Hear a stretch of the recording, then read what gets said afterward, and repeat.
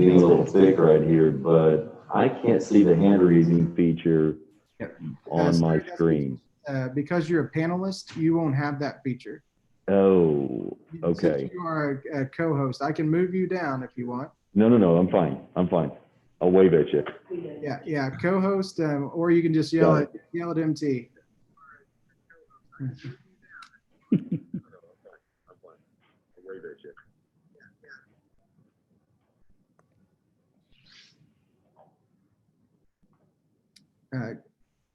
Mr. Soodle is, okay, looks like somebody moved him over. Perfect.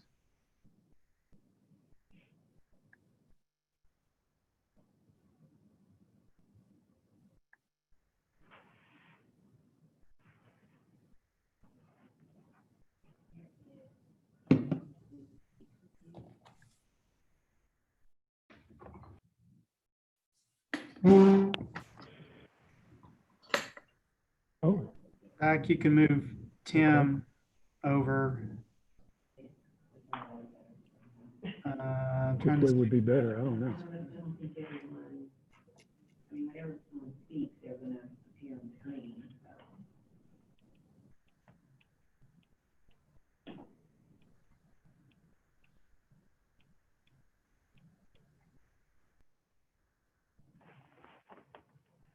Not sure if that's Pastor Cooper or who that is. Yes, it is. I am here. You can move him on over.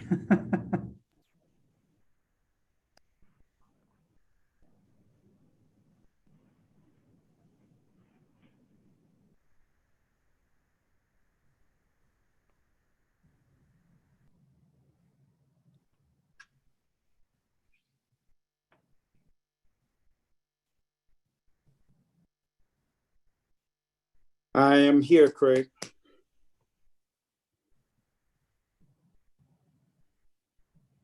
Good to see you, Pastor.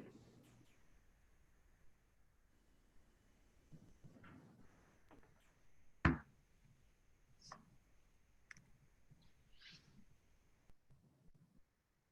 looks like we have about 37. I'm going to turn this over to MT again. Sorry if you heard this already, but be sure to mute your mics. And if you, at any point in the discussion, would like to speak on an item, be sure to raise your hand. That goes for our panelists and task force members.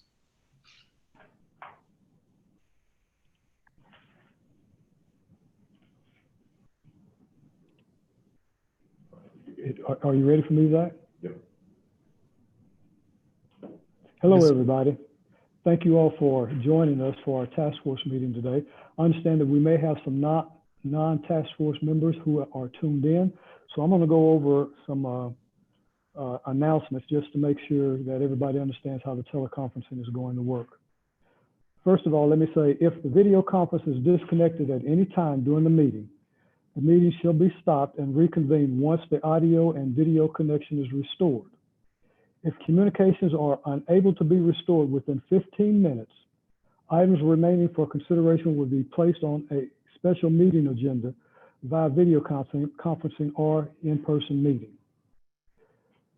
The agenda and documents for today's meeting are located on okc.gov. Any resident wishing to speak about an agenda item, please text this number, 405-757-4429.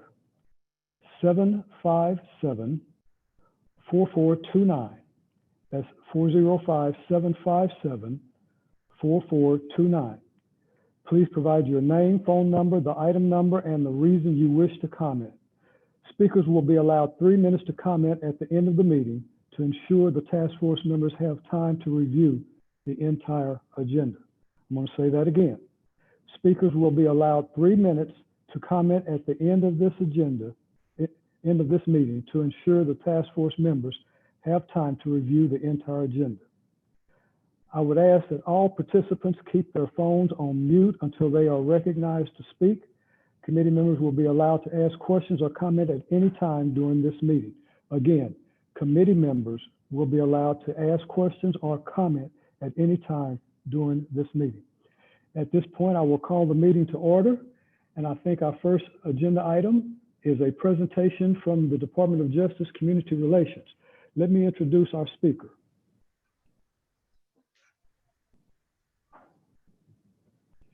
Cynthia Taylor is the Regional Director with the United States Department of Justice Community Relations Services.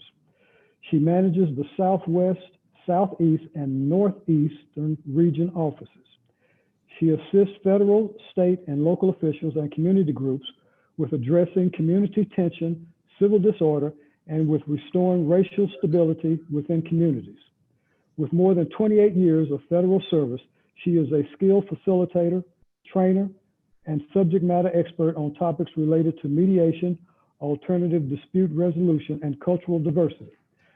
Cynthia, you have the floor. Thank you. It's a pleasure to be here with you today, and I think Sharita is going to share my PowerPoint presentation.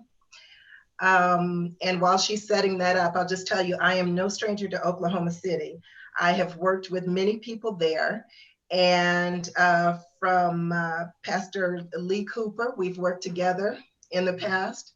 And Garland Pruitt, I know who's part of your task force here. We've worked together as well. M.T. Berry and I have worked together on several occasions. And Paco, I think you were in one of the courses I taught up in Oklahoma City not too long ago, several years ago, actually. So we have a history of working together. I'm looking forward to assisting you as we move forward. I want to tell you a little bit about our agency and who we are and what we do, the services that we offer. Can you hear me okay? Yes. Okay, fantastic. We are, as MT stated, the Department of Justice Community Relations Service. Next slide, please. We were established under the 1964 Civil Rights Act, and we are known as America's peacemakers, the Department of Justice's peacemakers. Our original role was to provide conflict resolution services on the basis of race, national origin, and color. Next slide. In 2009, President Obama signed into law the Matthew Shepard, James Byrd Hate Crimes Prevention Act. And that expanded our services, not only to cover race, national origin, and color, but we also began to cover gender, gender identity, sexual orientation, disabilities, and religion. Now, while it expanded our services, it didn't expand our staff. So we're a very small agency, but we do a mighty work in communities around the country. Next slide, please. A little bit about us. Our services are impartial. CRS is a neutral third party. We deliver services without any perception of being partial to anyone. We don't assign blame. We don't say who's right or wrong in a situation. We don't represent parties. We don't litigate or prosecute. Our services are voluntary. We can't force anybody to be a part of the services that CRS offers. People have to voluntarily want to participate. And they can leave at any time if the services don't appear to be working for them. Confidentiality is really important when we're delivering our services. We don't talk to the media or share any information unless community leaders have allowed us to share that information and city officials have allowed us to share that information. And the best part about it, as I shared with City Manager Freeman, is that it's cost-free, so it fits into everybody's budget. So next slide, please.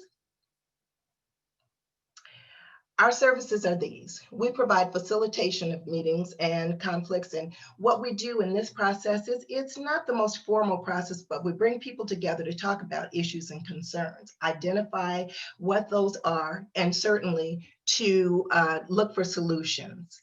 Mediation, of course, is a much more structured process. That's another service that we offer.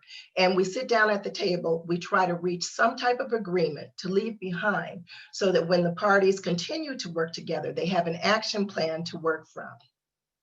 Consultation, like what I'm doing today, is to tell you about our services, some of the best practices that we have and models that we've used around the country. And of course, we have training as well, and I'll talk a little bit more about the training on the next slide. Next slide, please. Who do we work with? CRS works with everybody, from faith-based leaders to civil rights organizations to city, state, and federal components. We also work with tribal communities, and we work with law enforcement quite a bit as well. Next slide. These are our areas of service. Administration of justice is our main function. We work with police community relations issues where we provide services to improve police community relations. If there's a controversial incident that has happened around the country, 9 out of 10 times CRS has been there and provided work and trying to bring the parties together to address issues, concerns, and perceptions, and to create an action plan of how they'll work together going forward. Under education, anytime there's an event at a school or in a university where there have been allegations of inappropriate treatment or bias-based treatment, CRS is there as well. We have a program called Student Problem Identification and Resolution of Issues Together, and we've implemented that program in many schools across the country. In fact, several years ago, we worked with Grant High School and Capitol Hill High School with that SPIRIT program and had some very positive outcomes. And certainly general community relations is another area in which we work. When there's demographic shifts in communities or language-based issues or emerging community members coming in that are alleging that they have been treated unfairly, CRS can offer services there as well. Next slide. This goes a little bit deeper into some of the services that we offer. One of the trainings that we offer, the engaging and building relationships with transgender communities, we can provide that training for law enforcement. And we've actually, after COVID came into place, we allowed that program to be done remotely. So many of these trainings can be done online. The newest one that we have is the second one, Strengthening Police Community Partnerships. And that's a training that we do for law enforcement as well, in addition to the Muslim American and Sikh American engagement training. Under the education program, I talked about our SPIRIT services, which stands for Student Problem Identification and Resolution of Issues Together. And the beautiful thing about that conflict resolution program is not only can it be done on school campuses and college campuses, but it can also be done for a city. And we call that a city SPIRIT. And it's the same process where you identify issues, brainstorm in the morning and talk about what's important to that community. And in the afternoon, you put together an action plan related to priority issues that have been identified. And the outcome of that is a group will work with the city to implement those recommendations, just as they do in the school setting and process. We also work with faith-based communities as well. Next slide. This is some of the work that CRS has done just in Oklahoma alone. After the Donald Pete incident, we came in and helped to establish the current Citizens Advisory Board. We worked in Oklahoma City to do that. We've also done the same thing in Midwest City, Norman, and Cleveland County as well. So CRS is very, very familiar with Oklahoma, and we look forward to working with you all going forward. Next slide. These are just some additional examples of where CRS has done work. I mentioned the SPIRIT program with schools. This is an example of a hate incident that happened at a school in Duluth, Minnesota, where CRS went in to put together a program to address issues and to resolve some of the conflicts that were there. And then an additional example, Jackson, Mississippi, where CRS worked with law enforcement there. So again, our services are nationwide. Next slide. We have 10 regional offices across the country and 4 field offices. And so, like I said before, any community that has experienced conflict or crisis, 9 out of 10 times CRS is reaching out to them and asking how we can be of service, sharing with them about our training and our programs and how they may be beneficial to the communities that are experiencing conflict and crisis. Some of the things that you're seeing in the news right now, Minnesota, Kenosha, CRS is working in those communities as well. Next slide. Here is my contact information, and you can get more information about our agency online at justice.gov/CRS. We're on Twitter, Facebook, and you can reach out and certainly see some of the videos that talk about the programs that we've provided.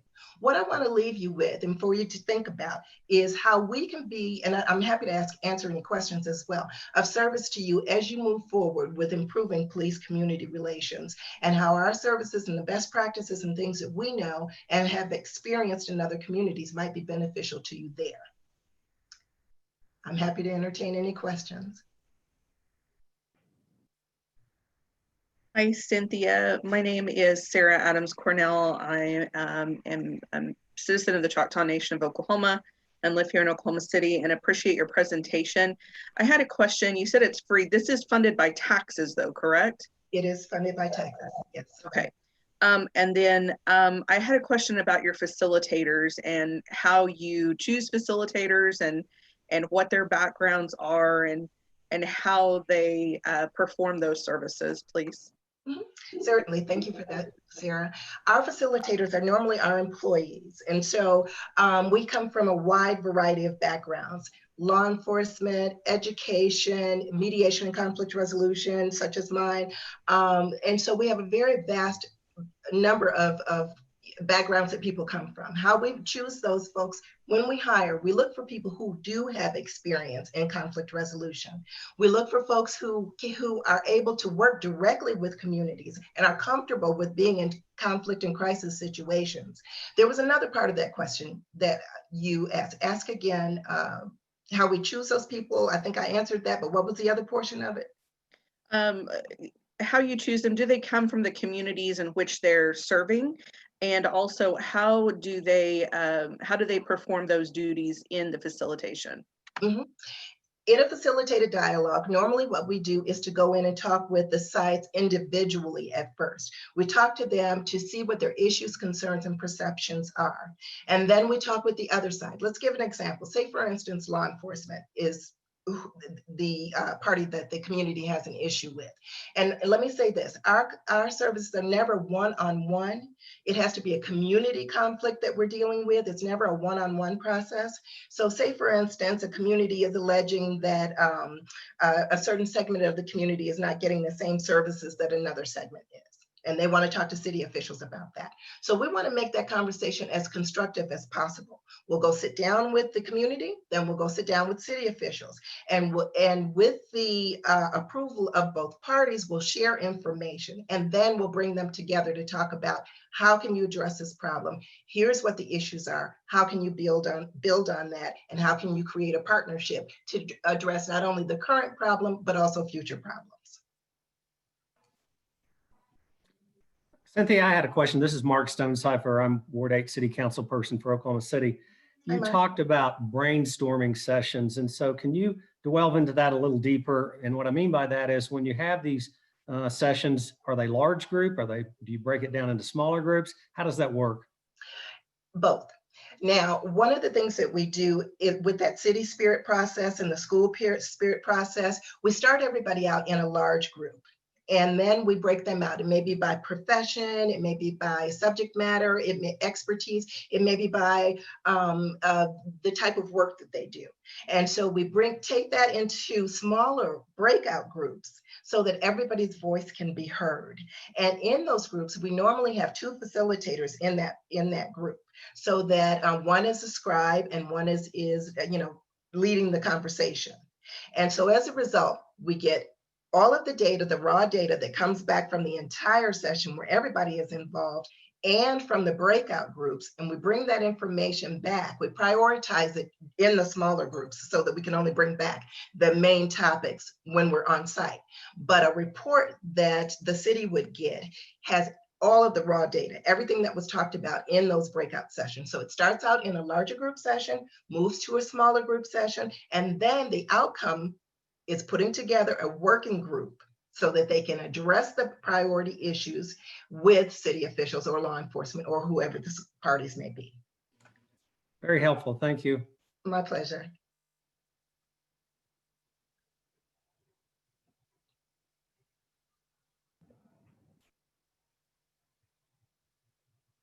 Any other questions? Yeah. Hi, this is Hi, Hey there, this is Councilperson Cooper over in Ward 2. I think something that's been pretty heavy on my mind when it comes to the community engagement portion of it is making sure historically underrepresented, marginalized communities receive outreach, that they are aware of what the conversation is we're having, for instance, in this this particular task force. and being able to hear from them. I think that's pretty heavy on my mind. And so I'm wondering what could that look like? And so, you know, I don't know. I'm very hyper aware of the fact that I represent, you know, nearly 75,000 people in Ward 2. Yeah. Meanwhile, election wise, we're talking less than like 5,000 who turn out to vote.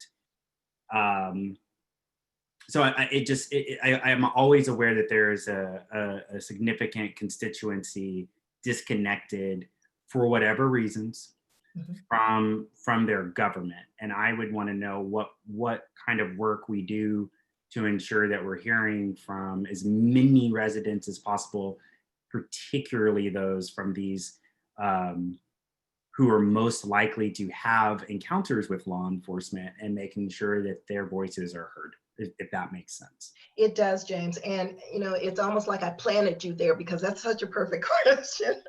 What we try to do is to use our clergy, use our community outreach folks, go to community centers or whatever way you can get that information out there, James, and certainly to invite them to be a part of.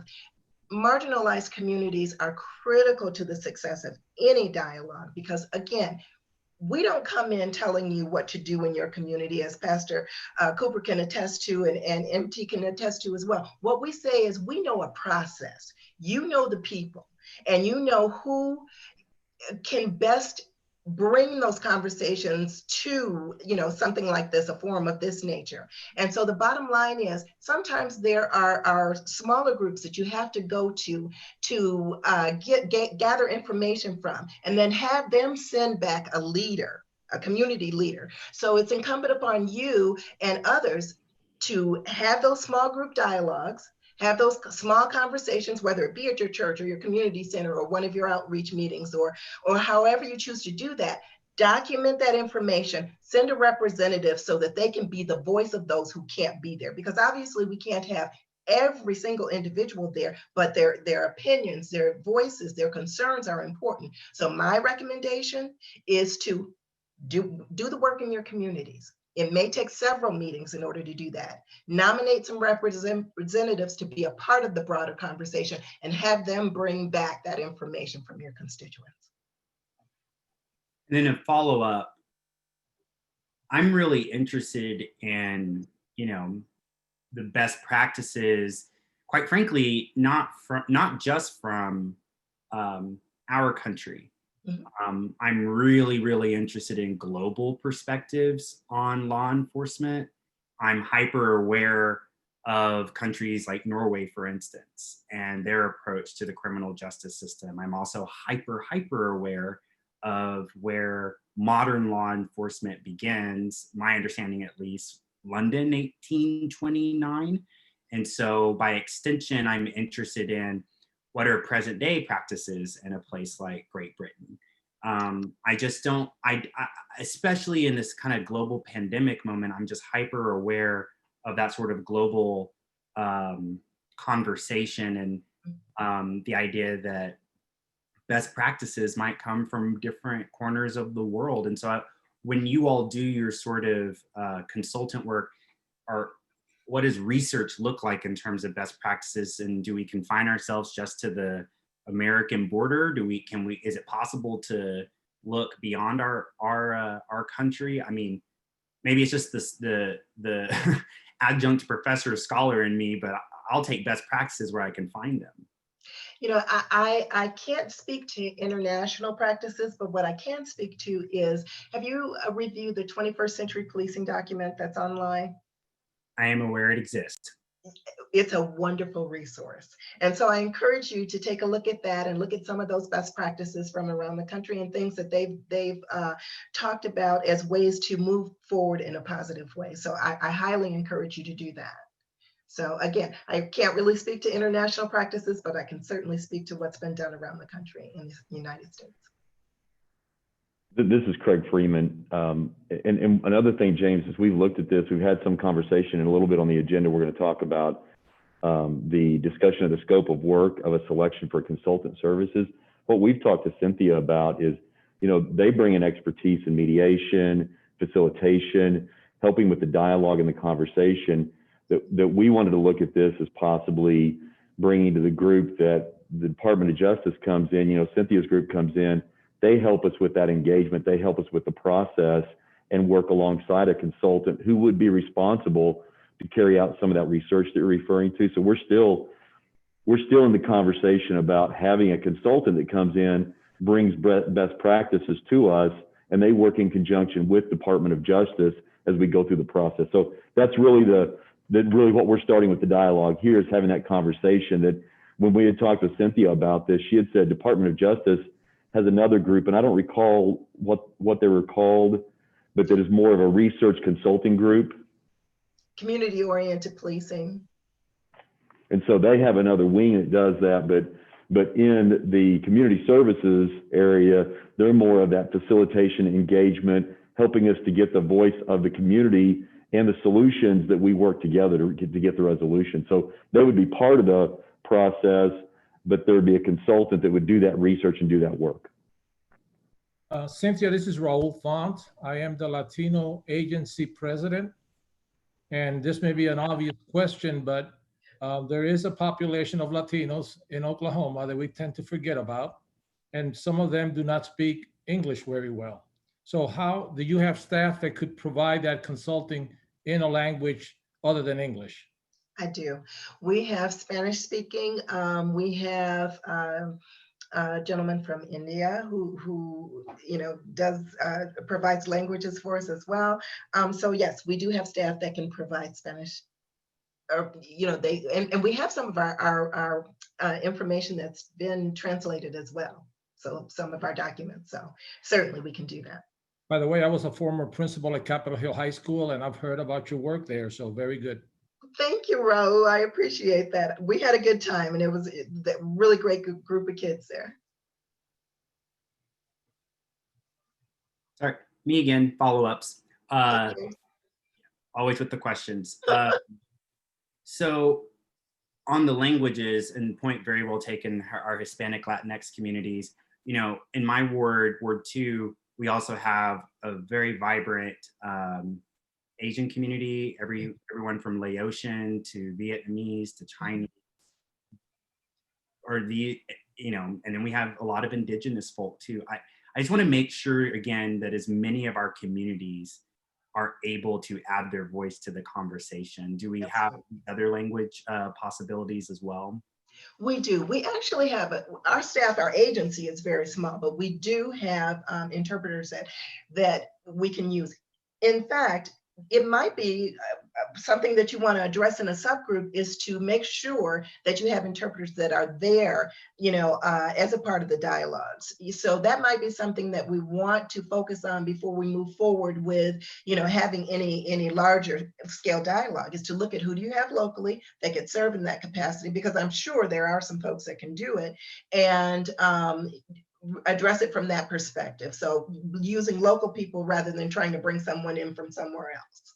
Mm-hmm. And then my final question, who knows? Kind of going back to what you were describing earlier, where there would be that kind of community outreach. Am I hearing that correctly insofar as like, that would be a moment where Councilman Stonecipher, Councilwoman Hammond, that we would each in our respective wards be having, you know, meetups with people and then getting responses back from them, or just different people who are involved in this task force doing that sort of on the ground, hearing people's perspectives and bringing back to you? Or are you envisioning something? That wasn't what I was envisioning. So I'm just kind of curious if you could kind of help a dum-dum like me better understand that process. You're right on point, James. And I see it as, and we can talk about how this can be done, but I see it as an opportunity for you all to reach out to you know, your constituents and basically have those conversations, or appoint somebody to do that. And then they bring back that list of issues and concerns. You know, we can teach them how to facilitate a conversation or a dialogue so that they can gather that information and bring it back, prioritize it, because it's really important to not just have a list of things, but a prioritized list that they may want to address, because obviously you can't get to everything. So yeah, this is an opportunity for you all to have that engagement, and or assign someone to have that engagement, and then send a representative. This is what my community came up with. This is what's important to them. This is what they want to talk about. Thank you. Mhm.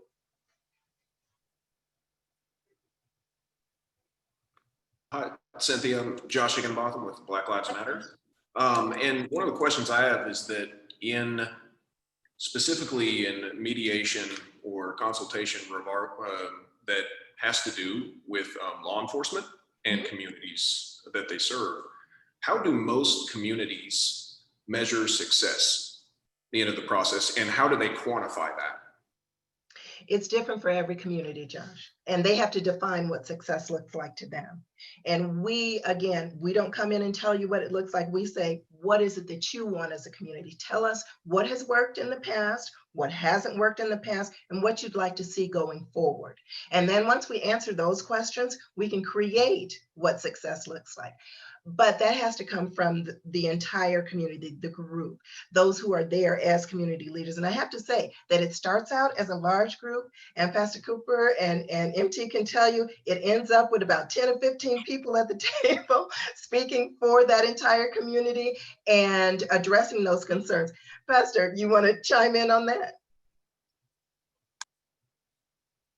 I think it's critical in the process to have buy-in from all parties. And this task force is rather large, but as time goes on, people kind of, drop off, move to the next thing.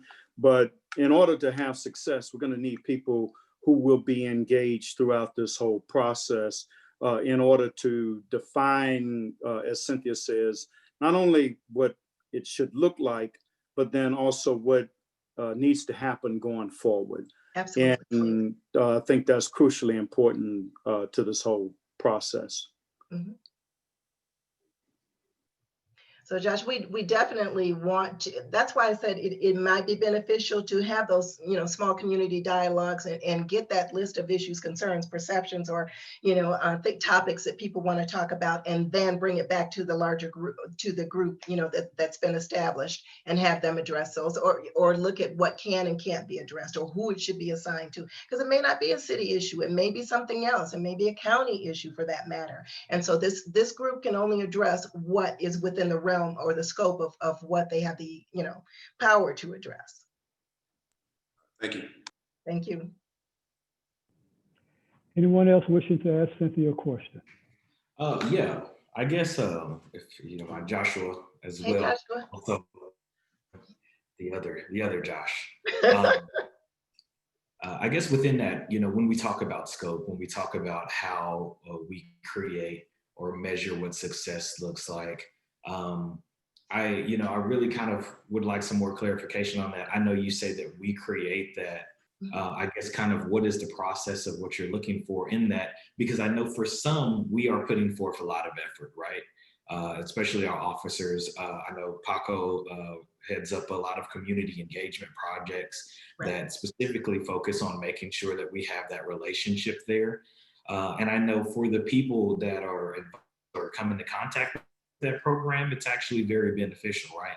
But then we also have the people who don't come in contact with that program or don't know about that program, who don't feel like the police department is doing enough. So like when we're establishing what this scope is, what this project is going to look like, what success is going to look like, how can we ensure that we are looking at it from the perspectives necessary to make sure that we are successful here in terms of, reaching these goals, but also successful in these other areas as well, so that when we leave here, I think what we all want is for Oklahoma City as a whole to feel like we've put in effort and we've done better. And I want to know how, if you have any suggestions or if you have experience with that in the past, how we make sure that fuller picture is covered instead of just something that is by all means progress, but doesn't go far enough for or doesn't reach enough people for them to feel like it's success. Joshua, I'm glad you asked that question, because the program that I talked about, the City Spirit, does exactly that. It's a brainstorming session. It's a one-day session.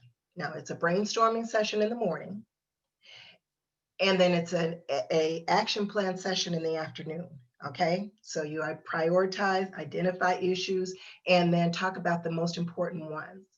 and create an action plan. You also choose people who will be a part of that after engagement to help the city put together and document and move forward on some of the recommendations. Now with that, you can have a large group. You can have a cross section of community members from, all segments of the city. So that process could work for you. That's a recommendation that I have. Rather than the smaller dialogues that your council people or anybody else is going out to have those conversations, that can work. But if you want to have a broader general session where you can gather a lot of data from a lot of people in one session and then create how they will act on that after, that city spirit process. And again, that stands for city site problem identification and resolution of issues together. Now, as I always say, we wouldn't be the government if we didn't have really long acronyms. So I just want to offer that to you. Does that answer your question, Joshua? Yeah, I have one.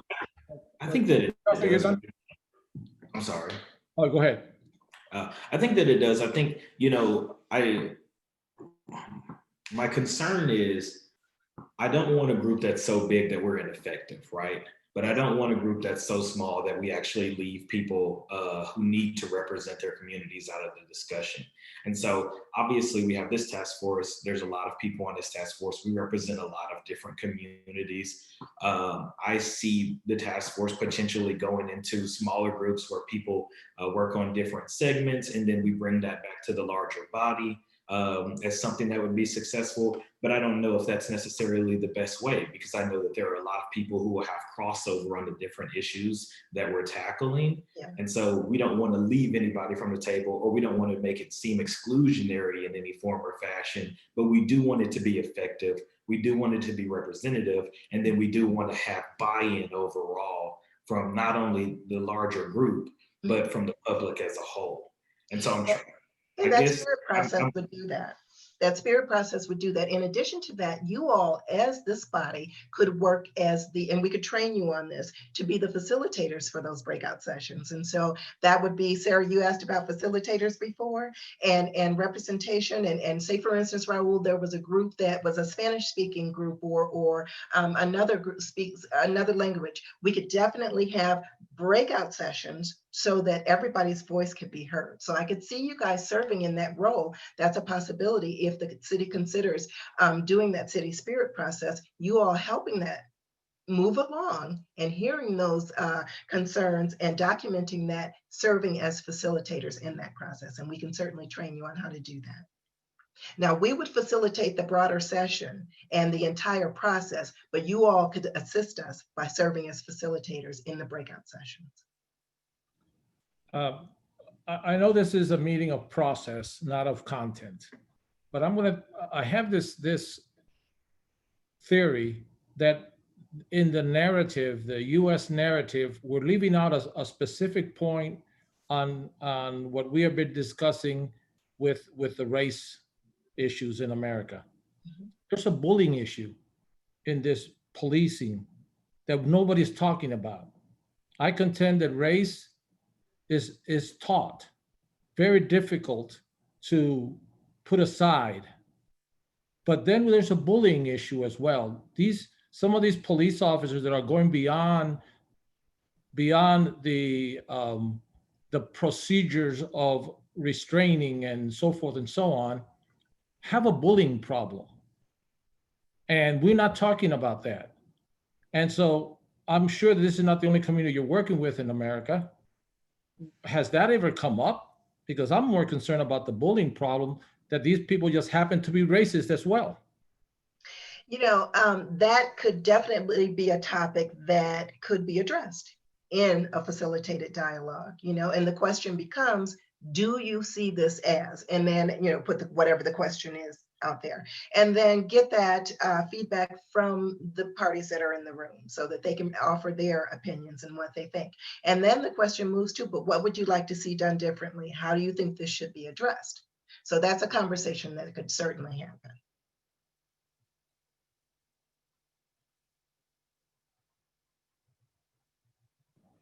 Other questions for Cynthia?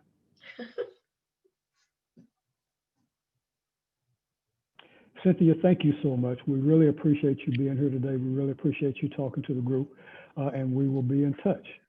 Thank you so much. It's a pleasure to see you all, and I hope to look forward to working with you all in the future. So thank you. Thank you again. Mm-hmm. Okay, next, we would like to call up Pastor John Middendorf. Pastor John is going to talk to you about another possible other services that a consultant that he's aware of provides. Pastor John, are you there? Yes, sir. I'm right here. Go right ahead. Okay. Well, Cynthia actually mentioned very briefly the birthplace of this assessment tool that I'm going to recommend to you. First of all, by way of introduction, my name is John Middendorf. I'm the pastor at First Nazarene. It's been my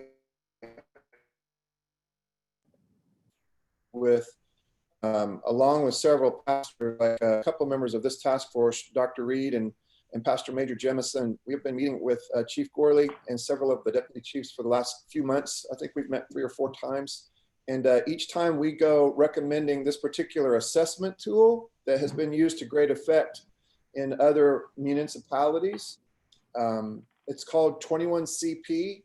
I've actually emailed to Charita a couple of documents that I'm going to reference now, but also a link that I'm going to reference now. And if she would like to, or if you would like for it to be, all this stuff can be forwarded to you. This assessment tool is birthed out of a 2014 task force assigned by President Obama to study community policing across the country. In May of 2015, they came back with a pretty exhaustive report, 156 recommendations, but they all sort of center around or are somehow organized by these 6 particular pillars. And I just want to read you just the names of these pillars. It's building trust and legitimacy. It's policy and oversight. It's technology and social media. It's community policing and crime reduction, training and education, and then officer wellness and safety. So again, you have this assessment tool that's built out of all of this research. And for a while, it was just situated there inside of Washington, D.C., inside of the government structure. It has been cut loose in the newest administration, but these people stayed together and they formed their own organization called 21CP. And they still offer these same services. They are willing to come to your city or your locale one way or another, and they come in and they just pretty much live with you for somewhere between 6 months and a year. And they, over a period of time, assess your policing and your effort and your organization and your accountability structures and all of that.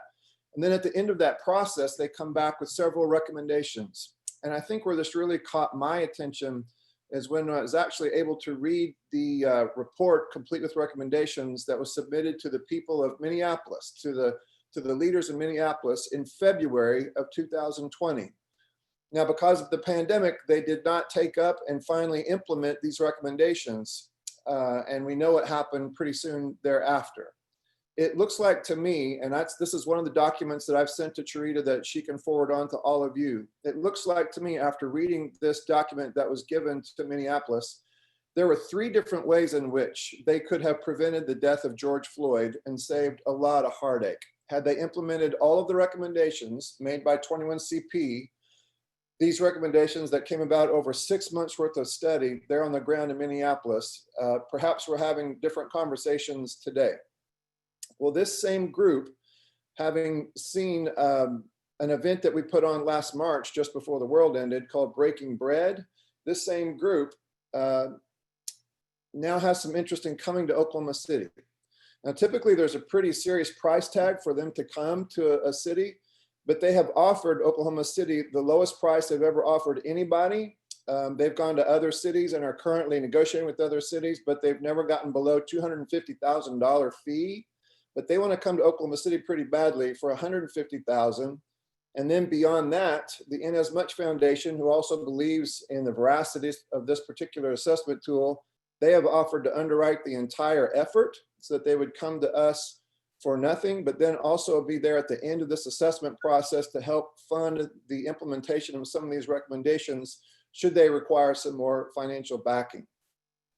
So again, over the course of these several months, these pastors, we have gone to Chief Gurley and we have said, hey, wouldn't it be a good thing? And wouldn't it be good for the police department as well if we had an outside set of eyes to come in and assess everything that we do based on these findings of best practices? I heard Councilman Cooper refer to the language of best practices. Well, here is a summary report. That's also one of the documents I made available to you. Here's a summary report of all of these best practices. What if we had this outside group come into Oklahoma City, perhaps facilitated by the Department of Justice, to take the requisite time, so maybe 6 months, maybe a year, and to come to us after 6 months or a year and say, well, here are the things I think you're doing very well. And I'm sure there'll be a lot of that. And here are some other things that aren't recommendations. I think that there is a lot of good thinking here. I didn't know until I met with her that our Cherie Dickerson actually had something to do with putting together some of these assessment tools and some of these conversations. And so that would be my recommendation. That would be our recommendation, that when it comes to, when it's time for us to consider a consultant to come in and help harmonize all of these efforts, I think the scope, their vision is broad enough to encompass all of the different things that we would like to tackle as a committee, but also the things that other committees that are existing alongside of us, sort of juxtaposed to us. I think what 21CP does is broad enough in scope that they could actually help to facilitate not only the work that we would do within each committee, but also facilitate work between the committees, so that at the end of this 6 months or a year-long period, we would have a pretty thorough and pretty cohesive understanding of where we were at. And so, like I said, Chief Barry, I've sent some of those documents back to Charita in the hopes that she can send them on to the rest of the task force members. Okay, Pastor John, thank you. Joshua Higginbotham, you have your hand up? No, that was earlier to ask the question that I asked Cynthia before. Okay, thank you. Now that we've heard from Pastor John, the next subject on our agenda is something that would have to be completed, something that would have to be considered in order for us to be able to hire an outside consultant such as the one that he is explaining. MT, sorry to interrupt. I think Reggie Hines has their hand up. Yes. I'm sorry, I didn't see that. Reggie, I'm sorry.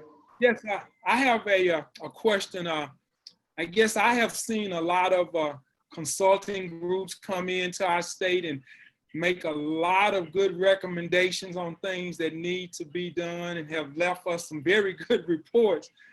And then those reports have sometimes just wound up in file 13 or wound up on somebody's desk. And none of the things that they have recommended be implemented or have ever been implemented.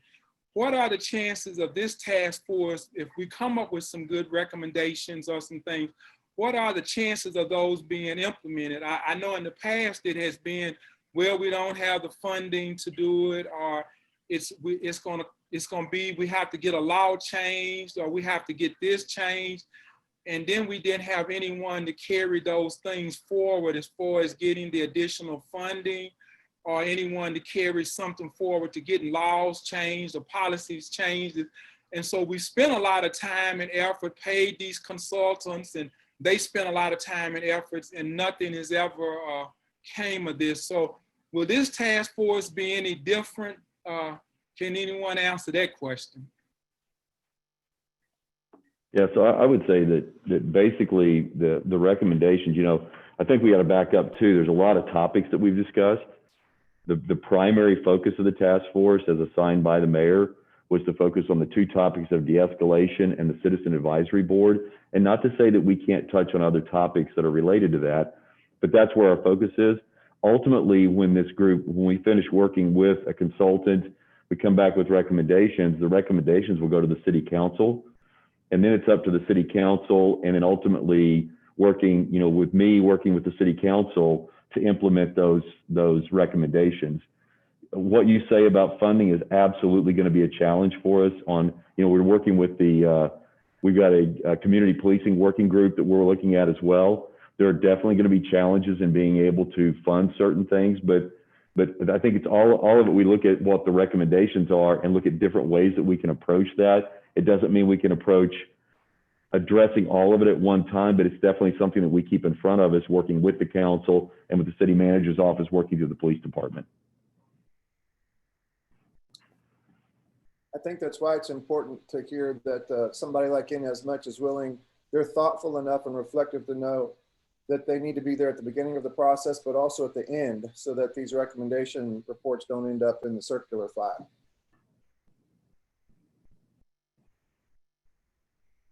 Okay, does that answer your question, Josh? I'm sorry, Reggie. Yes, it does. Yes.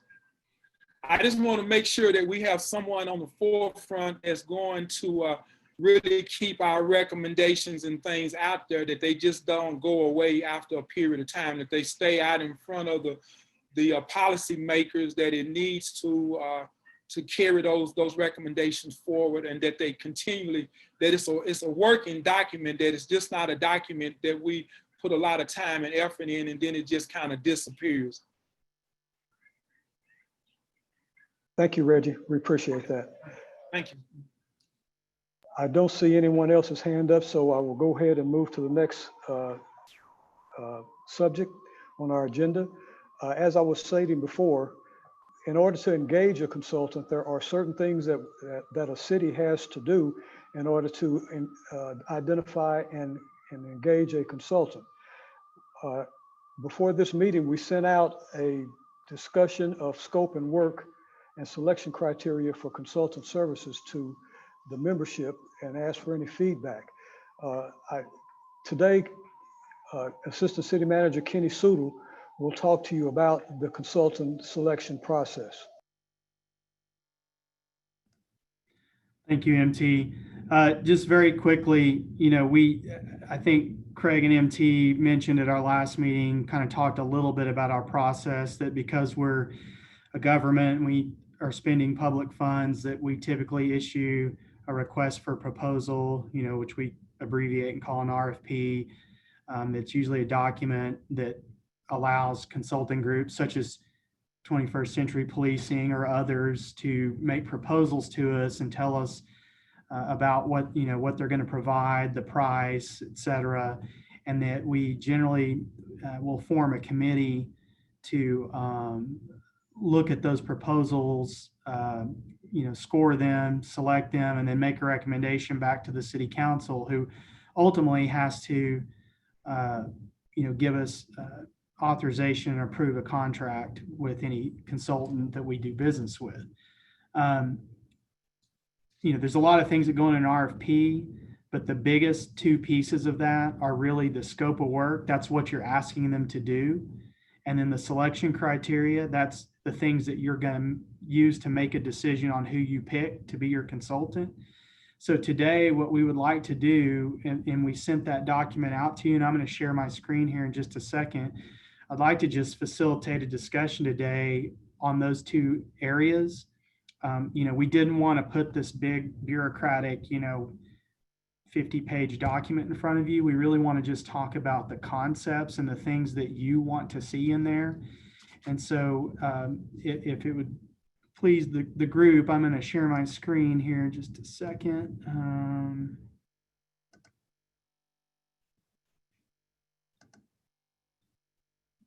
I think I'm sharing that now. What I would like to do, and because I'm sharing my screen, I can't see really well the hand raising. So MT or somebody, please help me call people out as you would like to talk about it. But this is the document that we sent out to you. I'm just making some spaces here so we can just focus on a piece of this at a time. So what we would like to start with is the selection criteria and talk about, what are the things, I'm sorry, I skipped. I would like to talk about the scope of work. So first of all, what is it we're going to ask the consultants to do? And this may be something that's a combination of something with Cynthia's group that's free, or it could be something that's completely done by a consultant. That's what I think we've got to figure out. So we sent out some proposed language here, and I'd like to just point out, we obviously. I just want to try to I need to connect with Chauncey and Mary, both, and I'm going to try to reach out. I think we got somebody to commute. Thank you. So we put in here the two main things I'd like to point out here, the two main charges from the mayor about the city's de-escalation policy and the Citizen Advisory Board. So obviously those are things in here that's going to be the main thing the group's looking at, is reviewing those current processes and making recommendations. But underneath that, these bullet points below are sort of the concepts that we thought were, as I started taking kind of a first shot at this in our group, our internal staff, looking at, these are the sorts of things that we would ask the consultant to do. So with that, I'm going to stop talking for just a minute. If you all will look at this, do we think this covers the majority of what we would like to ask folks to do? So for example, Councilman Cooper, and I know others have talked about, how are we going to engage the public? How are we going to get information from stakeholders and things? So, that's kind of what those first two bullet points we put in there. But I'd just be happy right now to take comments, suggestions, other things, and hopefully we can kind of come to a consensus. And one last thing before I quit talking for a second was, I'd like to try to just keep this, if we could, try to talk conceptually. We can wordsmith it a little bit, but I know all of us probably have different ways of writing. And Councilman Cooper, I already apologize. I say I use different verb tenses in here, so I know you're the English person, so I apologize. But we can do a little bit of wordsmithing, but I really want us to try to focus on what are the ideas, the concepts, the important things that we want to ask this group to do. So with that, I'm going to stop talking for a moment. And if you'd like to raise your hand or jump in with any suggestions or questions about maybe what some of this means.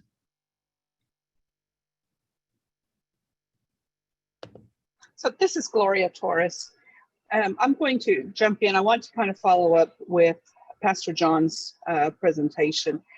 What I liked about it is he would, the idea of coming in and pretty much evaluating where we're at and giving us specific data points about our specific community, whether that's through our police department or through our outside community. I think that's, for me, that would be an important component, to have any consultant to come in and be able to provide those data points for us. Because although the relevant best practices would be important, I would want to make sure they're best practices that we need, as opposed to what's working or needed somewhere else. So it's still on this third bullet point here, or is this something different about? I think it would go there, but I would want to see, I don't want them to just review, but also to provide those data points. Can you give me a little bit how to word that again? I'm sorry. So evaluating and providing data points on what? How should I state that? I'm going to ask Pastor John if I'm making any sense to him, if he would pick this one up. Yes, that makes sense to me. The assessment tool is that outside set of eyes that comes in and assesses us against the backdrop of these larger pillars that we're talking about, these best practices. Does that help a little bit? Yeah. So it would be both, for lack of a better term, and forgive me if I get this wrong, Gloria, but it seems like you want yes, you want this particular consultant to be able to do the science to help us to see where we are, and then help us to do the other stuff that helps us to implement the recommendations. Yes, I like that, to do the science behind it. Yes. Okay. Hey, Kenny, this is Mark Stonecipher here. The one thing that I'd like to add, in light of what Reggie said, was, I just don't want a report. I just don't want a presentation. I want something that deals with implementation. I think that needs to be included in whatever reports we receive that has an implementation component to it. I agree with what was said earlier. I just don't want this stuck away in file 13. Okay. I would like to, this is Councilperson Cooper. I'd like to echo what Councilman Stonecipher just said. I think it's critical, the implementation.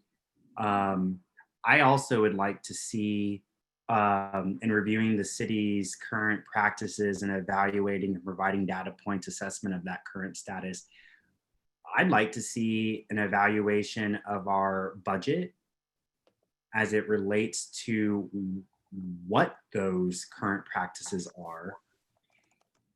And kind of similar to what we are doing in our community policing resolution, where we're doing a cost benefit analysis of what we're doing versus what some of the, for instance, the alternative with mental health, possible providers being the ones to respond to mental health calls. Like, I'd like to, very similar to how and I'm just thinking aloud right now, similar to how statewide we saw in recent years a kind of cost benefit analysis of incarceration versus the diversion hub approach that we're kind of looking at now.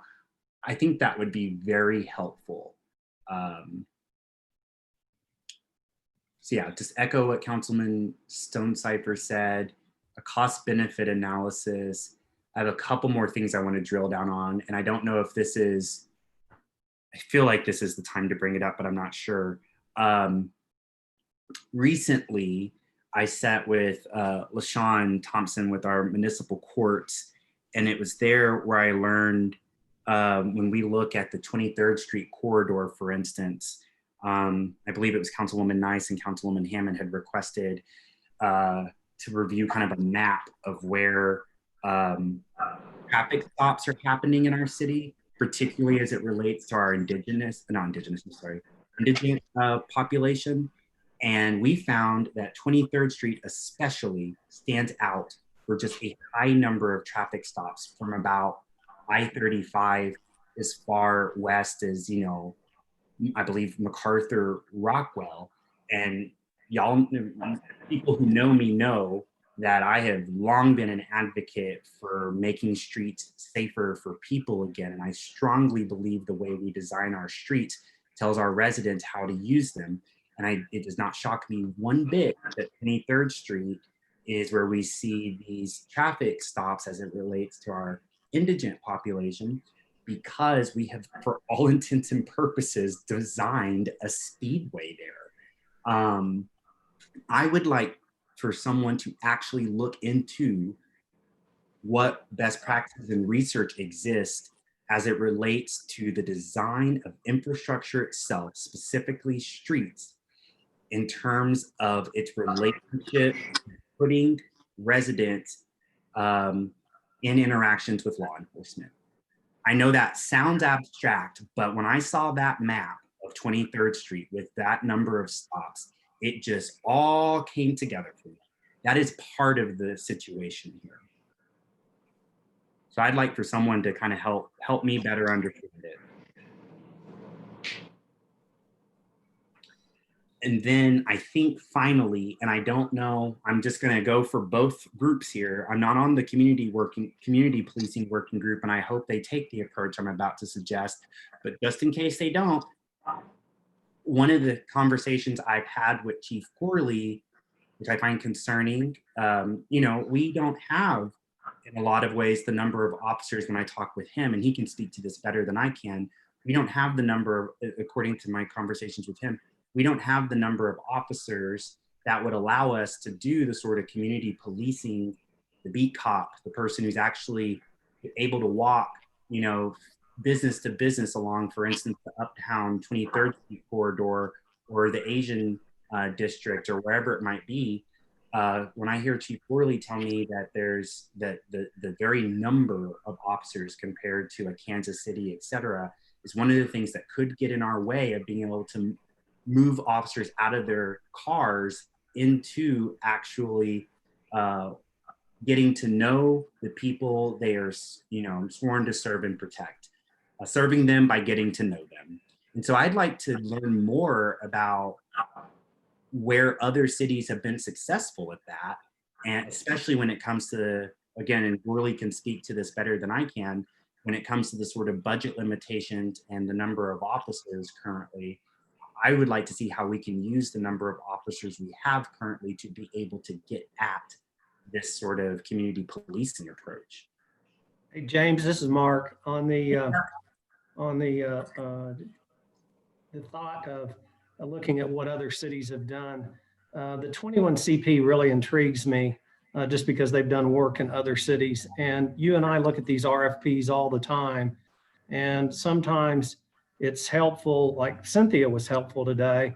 It would probably be helpful if we heard from 21 CP as to what they have done in other cities before we complete this RFP. Councilman Cooper, I know we're trying to people who have had their hands up. Could you guys, somebody mute? I'm getting a lot of, thank you. Yeah, Councilman please Cooper, mute.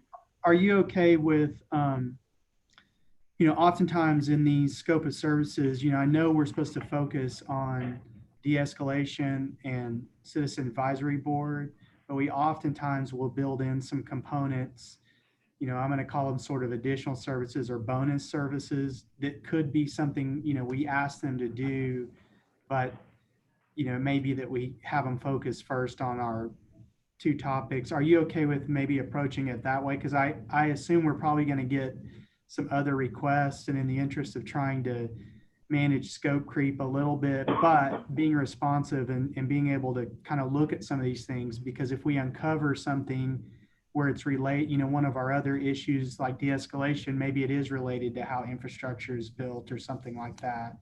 Are you okay sort of structuring it that way? However you want to structure it's fine with me. Okay. When I hear the word de-escalation, I look at infrastructure, and I think whatever we do to make sure our city, and I think MAPS 4 is heading us in this way in a lot of respects. I think Better Street, Safer City too.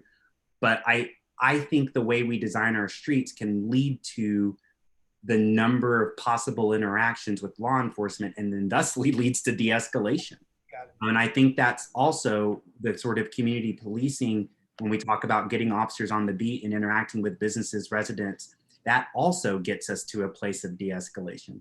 And I believe the final thing, and unfortunately I'll have to leave a little early today because I teach at OCU at 4 p.m. So I just wanted to get it all out from my perspective ahead of time.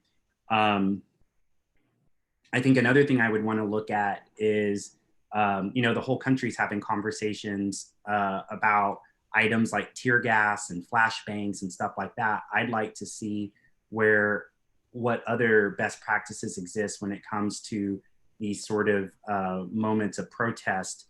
How can we de-escalate in those situations as well? And I just say that as somebody who is a student of nonviolence and Socrates and Jesus and MLK. I'm always thinking from the perspective of nonviolence. So I would want to see us look at those sorts of things too. So, Jasmine, I think you had Jasmine Brown. I'm sorry, I don't know how to say your last name. It's Jutras. Jutras, okay. Yeah. I have the weird last name too. I'm sorry. Okay, thanks. My name is Jasmine Brown Jutras. I'm with the Black Lives Matter OKC group. I wanted to bring the point to the point of de-escalation and honestly the Policing Citizens Advisory Board. I think it's important to note that we need to be talking about further implicit bias training as well as cultural competency within the communities that our police officers are working in. So what I would like to see from the consultants is for them to take the time to evaluate the practices that are being done. I do understand that there are implicit bias trainings happening within OKCPD. However, it's to my knowledge that it could be better. So I would like for the consultants to evaluate the current policies for cultural competency and trainings for implicit biases, and looking to see how we can make those practices, how we can have best practices, not only giving the most information to officers, but also making sure that the officers are retaining the information given to them. I think we'll cover that. Yeah. I think I appreciate that. I think Cherie, did you have your hand raised? I'm looking around at I have multiple screens, so. I believe that Kendra was next. Oh, Kendra, I'm sorry. Sure. No worries. Kendra Wilson Clements, and I just wanted to, I know that we're talking about de-escalation and cultural competency, and I really appreciate how we're building out the scope of the scope of work. I'd like to kind of focus it a little bit. I am a consultant, and one thing that I want to kind of be able to do is address how we hold accountable the consultant in terms of their performance from a general plan management standpoint. So maybe a little bit nuts and bolts, but something that's really critical to the whole performance of a consulting firm and the work that they're going to do for us.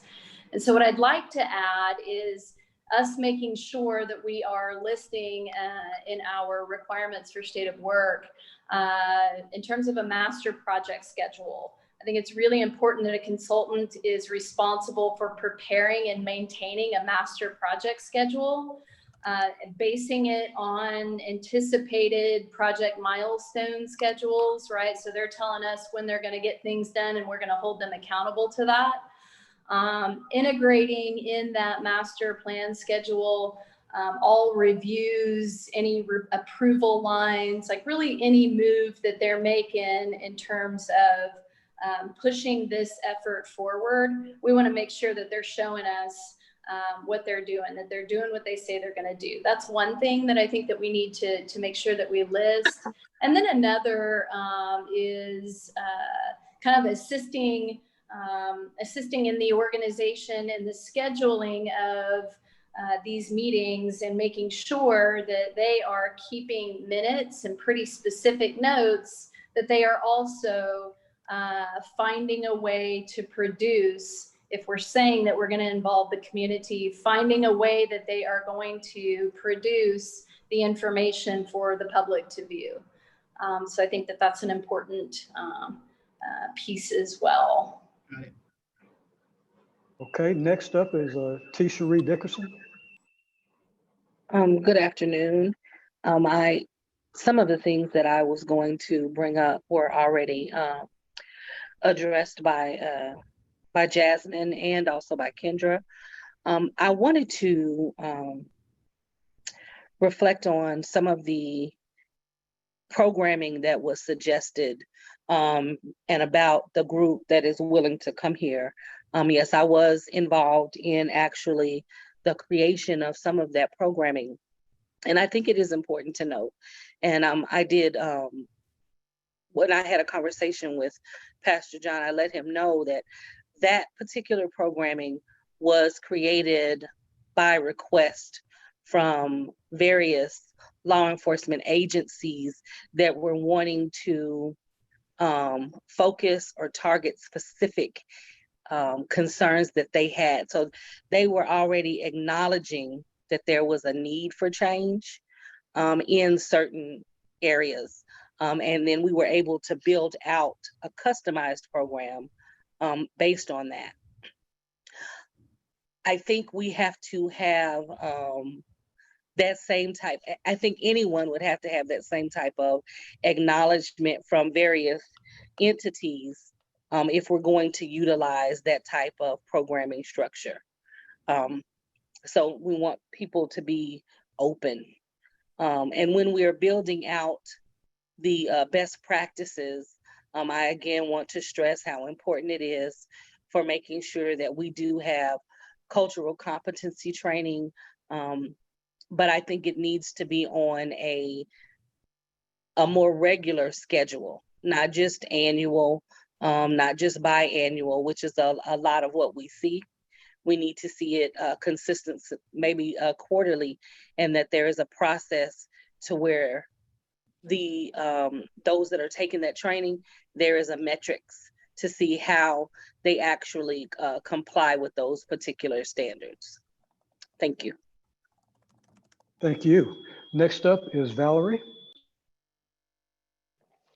Thank you. Valerie Thompson, President CEO of the Urban League here in Oklahoma City.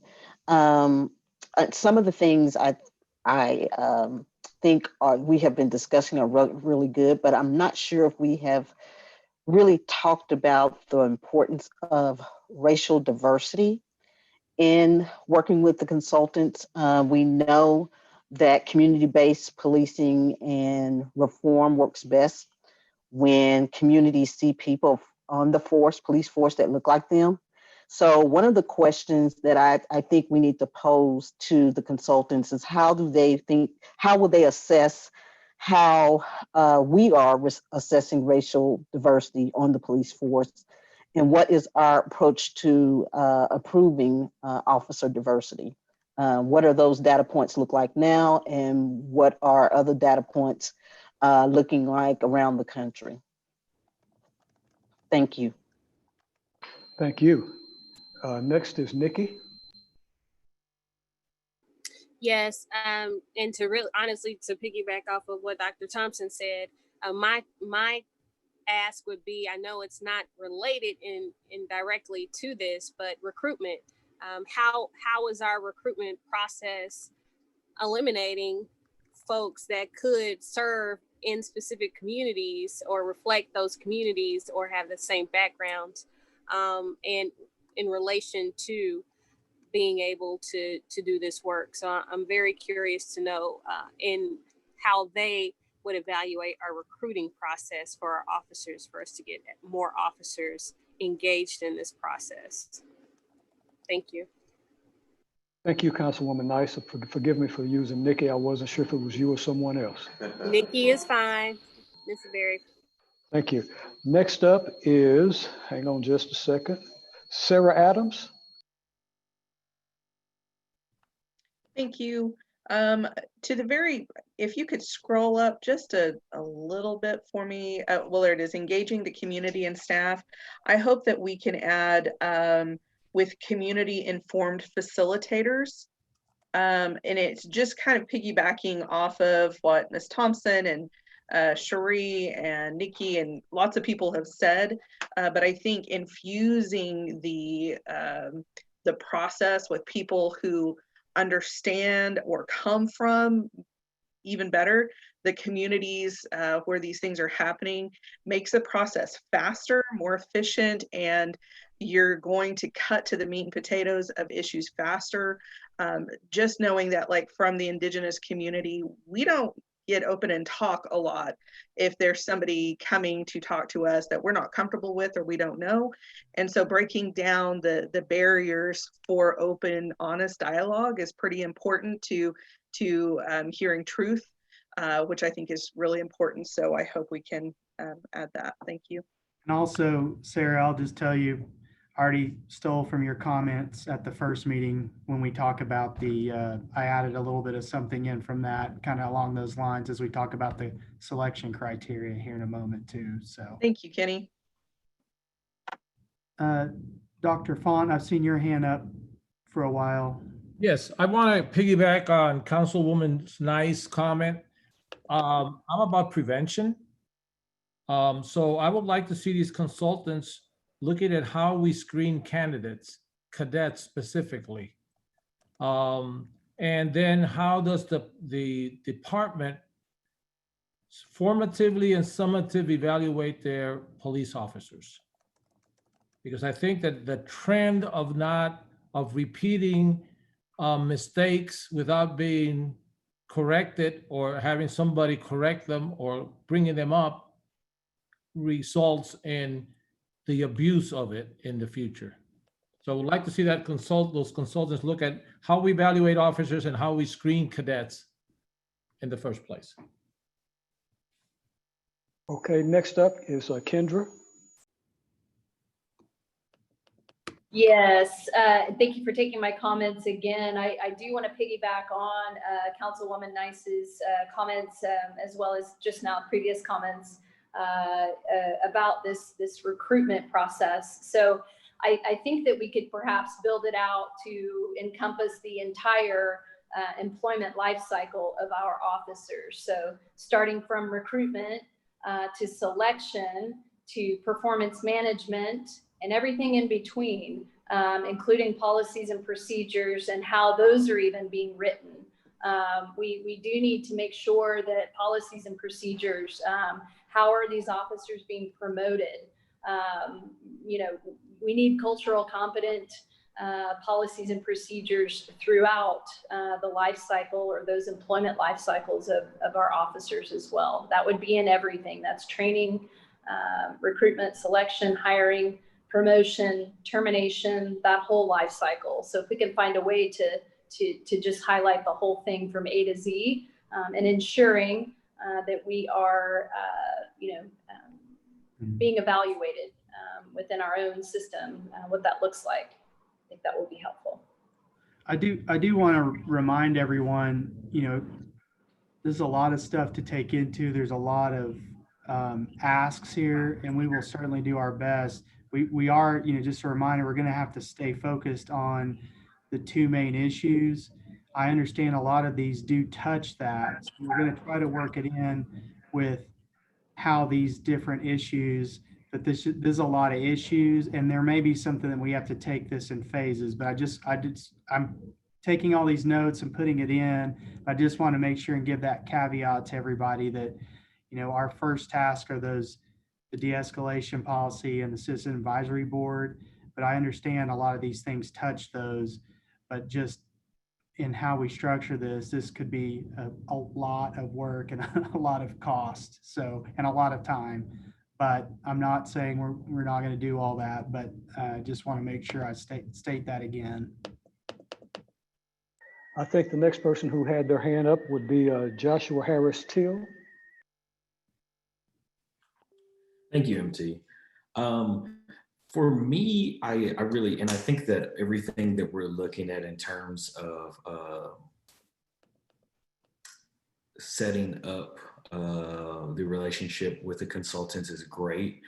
I kind of want us to add a section about them creating for us whatever that infrastructure looks like. When I think about Reggie Hines' point, like, is this something that ends up on somebody's desk? Or is this something that actually gets implemented? Can we have them approach this situation with, like, this is where we expect to go, or a timeline maybe. This is where we expect to be in a year. This is the kind of results we expect to see in 2 years, or something like that, so that not only do we have this infrastructure in place, we also have something that lets us know if we're making adequate progress in terms of implementing these changes.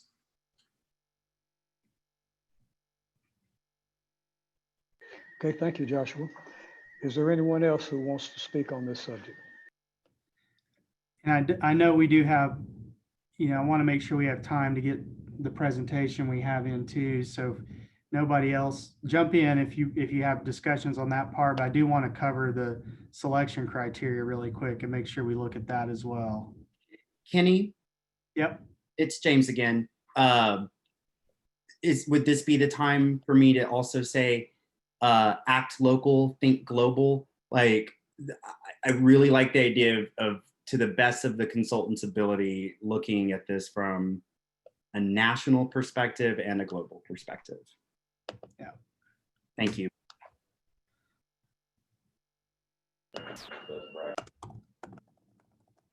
Okay, Kenny, go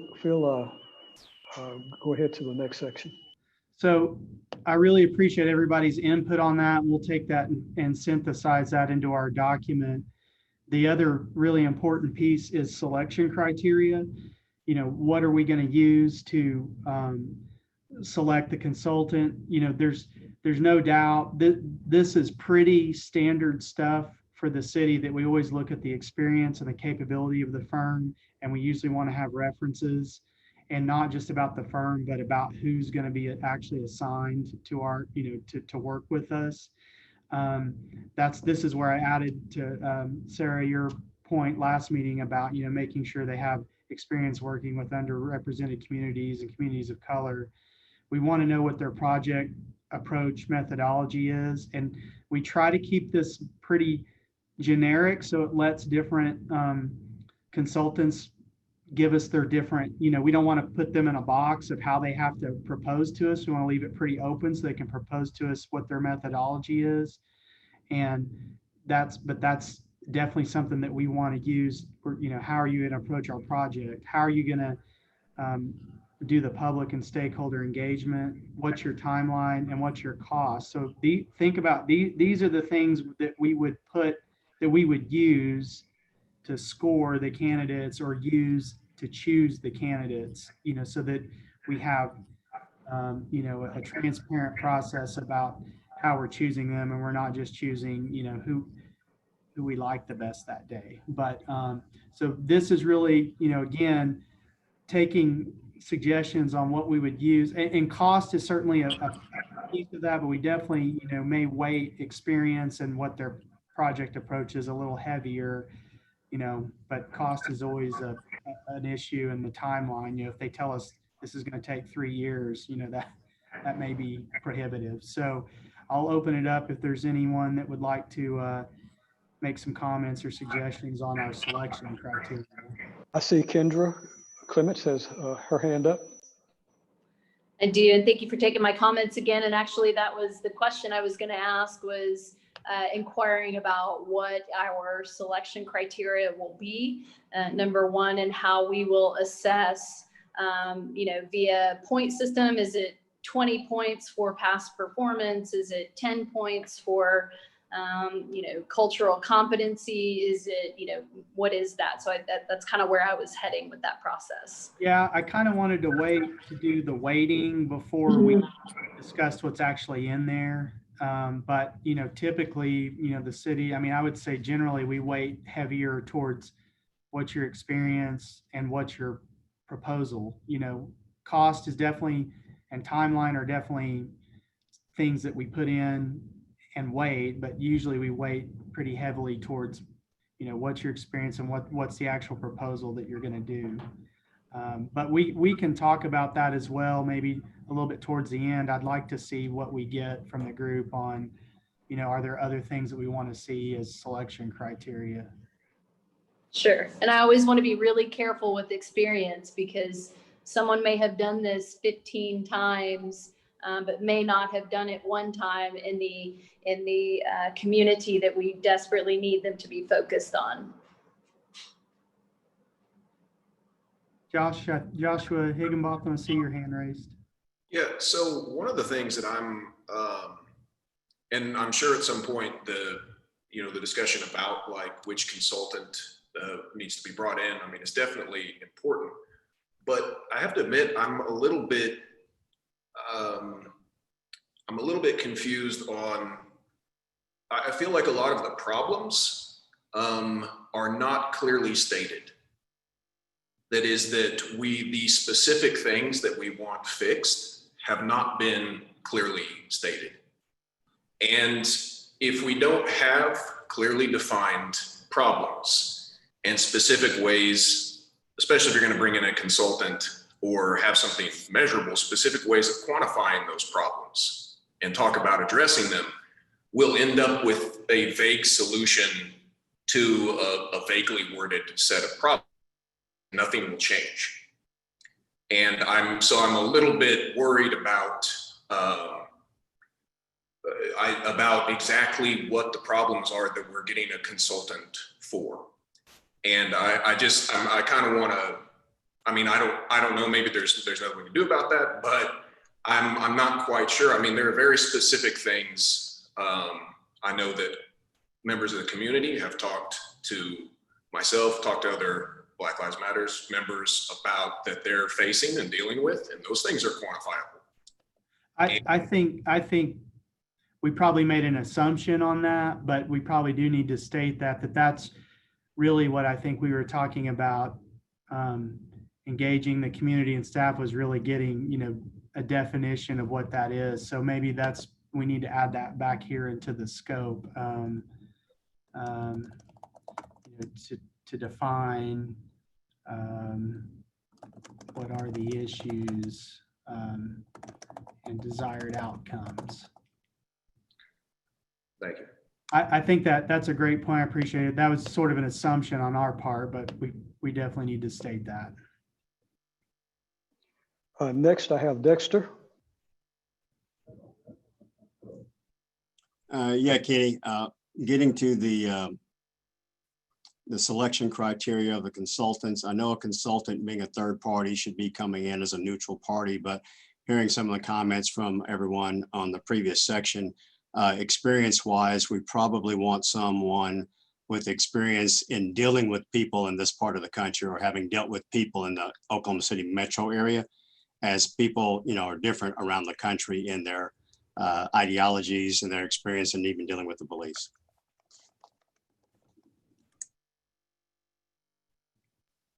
Thanks, Dexter. Next is Gary Wood. Yeah, thanks, MT. My question as it relates to the evaluation process, and I think this is important, we know that consultants, when they come in to present, they're going to put their best foot forward and they're going to tell you all of the benefits that they can bring. However, I'd like to hear, based upon their experience, some of the difficult situations or most common, potholes in the process that they've typically experienced, and what is their process for overcoming those challenges. If they've done a significant amount of work, we can expect that they already know where some of the common roadblocks are.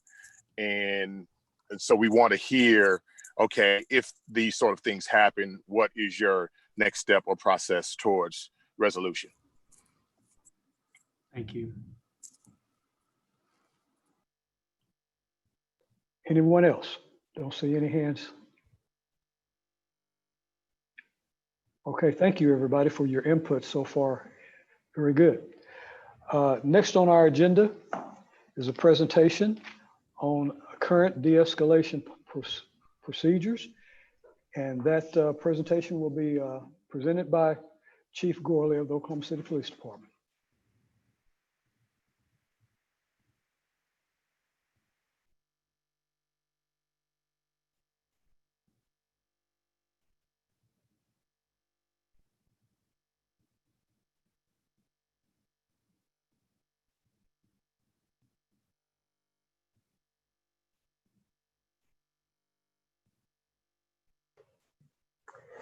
Okay, thank you for the opportunity to speak on our current procedure. First thing I'll do, just a little history behind de-escalation. This is something that's been around for a long time. It hasn't been called de-escalation, but I was even thinking back as I was putting this together that back when I first was on the police department, I remember my supervisors and my trainers telling me, do you want to do everything you can to avoid a confrontation? So we've always been taught methods and ways to avoid confrontation, because ultimately, it's not only how citizens get hurt, but it's how police officers get hurt too. So we've always had ways of talking ourselves out of hostile situations. And I know my experience as a negotiator was very helpful to me over the years in that too. Also, we had, and you'll see in some of the slides that I'll go through in a little bit later in the slides, it'll talk about training we've had that predates the policy or the actual procedure. And that's what I want you to realize, is there's other things that we trained on for years that we didn't call de-escalation. And I know one of them was some training that we had for a long time that we called officer created jeopardy, where we teach officers not only to not put themselves in a bad situation, but how to keep from, putting the citizen in a bad situation too, or the subject that you're dealing with. So I started looking at this, and the reason I wanted to present this today is because it's something I'm very passionate about. I started looking at de-escalation real heavily from some training that I attended, and then also when I was a captain, as a major, and as a deputy chief. It kind of followed an evolution for me through my career, how this procedure got implemented. I was very involved in it, and again, very passionate about it because I believe in it. I went to some training back in 2016 put on by the Police Executive Research Foundation into a particular training that they use. It's called Integrating Communication and Tactics. And what I looked at in that training is I realized that we were doing a lot of good things as far as our scenario-based training. But what I brought back from that, we didn't actually implement ICAP because we were already doing those things. But I did implement some processes that came out of that. So when you hear me talk about scenario-based training that I'll go through in the slides, I want you to realize that one of the things we changed in that is I make officers do the training in whatever they are equipped with when they go to work. So if it's a patrol officer, They'll be in uniform. They'll have all the equipment. We have training equipment for tasers and simunitions and things like that. They'll have everything available to them that they would have in a real world situation, because we want to do our scenario-based training as realistic as we possibly can.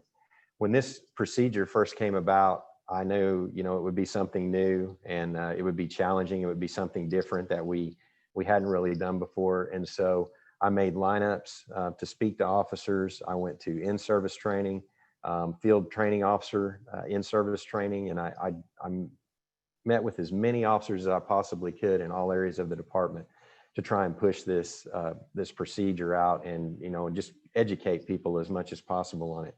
And again, I believe in it, not only because it's safe for the community, but it's safe for our officers. As we go through this, de-escalation was formally incorporated into department training in April of 2017.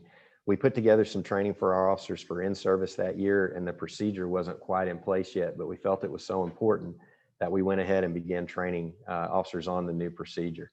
And actually, the actual procedure itself was implemented in February of 2018. While de-escalation tactics and techniques have always been used by officers as a matter of practice, this was the first time a formal directive or procedure was issued to departmental personnel on this. And so in your handouts, you'll have the actual procedure. You'll be able to look at that. And I'm just going to go through kind of line by line what the procedure actually says. De-escalation tactics and techniques are actions taken by an officer to increase voluntary compliance by a subject and seek to minimize the need to use force during an incident. The use of de-escalation tactics provides the following benefits: improve community relations, reduce likelihood of injury, consistency with the department's procedural justice philosophy, reduce citizen complaints, and improve safety of the officer and the subject. I'm now going to walk you again through the entire procedure, and just to make sure everybody knows that you have that in front of you, and you can kind of see that as we go through it. But also in your packet, you'll see some other things that kind of highlight what de-escalation is. You'll see the 8 can't wait handout, and then you'll also see a document that we put out to the public recently, because we didn't want to just put out the entire procedure. We wanted to kind of highlight the real ins and outs of what de-escalation is. So de-escalation tactics and techniques are actions taken by an officer that increase voluntary compliance by a subject and seek to minimize the use of force during an incident. The use of de-escalation tactics provides the following benefits: improve community. I'm sorry, I'm reading the same one. I'm on the wrong slide.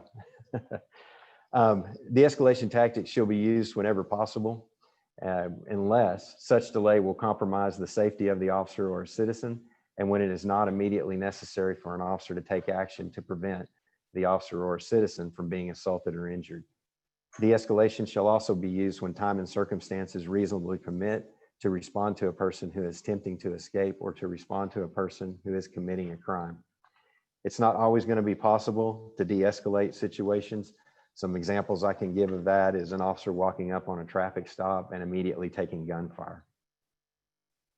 Officers shall consider the totality of the circumstances when applying de-escalation, including but not limited to the seriousness of the crime, the danger to the public, and the threat to the officers and citizens. When considering the totality of the circumstances, an officer shall use de-escalation tactics by attempting to slow down or stabilize a situation so that more time, options, and resources may become available for incident resolution. When de-escalation techniques are applied, force may still be required to resolve an incident. However, de-escalation may result in lower levels of force than if no de-escalation tactic or techniques are utilized. And that's the key to it. We want to try and slow the situation down so that we can better deal with it and not rush into anything and not force a confrontation if we can avoid it. When dealing with a non-compliant subject and time and circumstances reasonably permit, the officer shall consider whether the subject is affected by conditions such as medical issues, mental impairment or mental health crisis, developmental disability, physical limitation, communication barriers, alcohol and or drug use, or a behavioral or emotional crisis. And I get asked a lot when going over this what behavioral or emotional crisis means. And these are basically things that it's not like a diagnosed mental illness or an issue that they're having. It's something that's specific. It may be someone that lost their job that day, or they lost a family member, they're going through a divorce. Just anything that can cause stress in a person's life sometimes will make them react in an irrational way because they're upset. When time and circumstances allow for de-escalation, an officer's awareness of the previously listed conditions shall be balanced against the totality of the circumstances when determining which de-escalation options are the most appropriate to attempt to bring the situation to a safe resolution. A variety of options are available to officers when considering how to effectively de-escalate an incident. Some of those may be calling for more resources, such as additional officers or supervisors, a crisis intervention team officer, officers equipped with less lethal devices, a bilingual officer, emergency medical services, or other specialty units that the police department has available to them. I want to kind of point out here something that I've been working on since January, and it came from some training I went to. We currently have a pilot program with Department of Human Services and with North Care on some mental health and community needs in general. And we're working to have counselors available to provide services to persons in need. So when the officers encounter these situations, they're not just walking away from them or dealing with them by putting someone in jail. They're trying to figure out resources and ways that they can connect those folks with the resources that they need. This is a pilot program right now. It's one shift that we've been doing this for just a few weeks. And we've already made, I believe it's the last count, I believe was around 17 referrals. There may even be a little bit more than that now, because this was last week, the last time I was updated. And the reason I wanted to point that out in this category is I do believe this is some of the resources that we're trying to make available so that officers don't have to get involved from a law enforcement standpoint. They can get back to situations that are law enforcement related and try and help the community in other ways. Some other options are utilizing available barriers between the non-compliant subject and the officer. That could be your car, that could be a wall, a tree, just placing something between the officer and the subject so that things don't escalate. Containing and or limiting the movement of the individual, reducing the officer's threat of danger or exposure by moving to a safer position. And in these things, you consider distance, cover, and concealment to try and protect yourself and again, keep the situation from escalating up. Communicating with the subject from a safe position by using verbal persuasion and explanation to promote rational decision-making, giving clear direction and allowing the subject time to comply. Short-term disengagement from the situation to create more time to observe the subject and plan for redeployment. Complete disengagement when it is in the best interest of justice, and any other tactics that attempt to achieve law enforcement objectives by gaining the compliance of the subject. I know when I was working in the field and then also as a captain on a lot of situations where we would have somebody that was in a house and they may be in some type of mental health distress, but they're not a danger to themselves or to us at that time. A lot of times we would walk away from that so that we didn't engage them and provoke a confrontation. And that's what it means by that complete disengagement. Is sometimes it's okay just to walk away from the situation. To properly de-escalate a situation, an officer must also consider other factors when determining what techniques will lead to resolution of an incident. These factors can include recognizing things that increase the subject and officer escalation rather than de-escalation, environmental considerations, the terrain, the weather, the circumstances that you're in. Are you in a closed room in a house? Are you outside where you have plenty of room? Those kind of things. That's what environmental is. Identifying limitations to the officer's ability to communicate with the subject, creating a plan for resolving the incident, and communicating the plan to other officers or supervisors. Each officer has a responsibility to attempt tactical de-escalation efforts consistent with their training. Circumstances are unique to each event and may dictate if an officer can reasonably de-escalate. De-escalation and related tactics will be evaluated as part of the following processes, and this separates us from any other agency in the country. We are the only agency right now that is doing this, that we evaluate and look at de-escalation as part of our random body worn camera reviews by supervisors, our administrative investigation, our use of force follow-ups by supervisors, and our use of force screening committee reviews that review the use of force after the investigation has been worked, to review it to make sure all the policies and procedures were followed. At this stage, de-escalation is also reviewed. And with that, it's reviewed separately, so the supervisors have to explain why de-escalation would not have been appropriate or how it was used for each incident they review. Findings of de-escalation reviews are addressed separately from uses of force, and de-escalation will not be used to determine whether a use of force is justified or appropriate, because remember, de-escalation is what leads up and what's happening before. So those two things are evaluated separately, which is better because it allows us to track it better too, to determine if what we're doing is working. If the use of force screening committee determines de-escalation and related tactics were not utilized appropriately, the matter will be referred to a deputy chief for final review.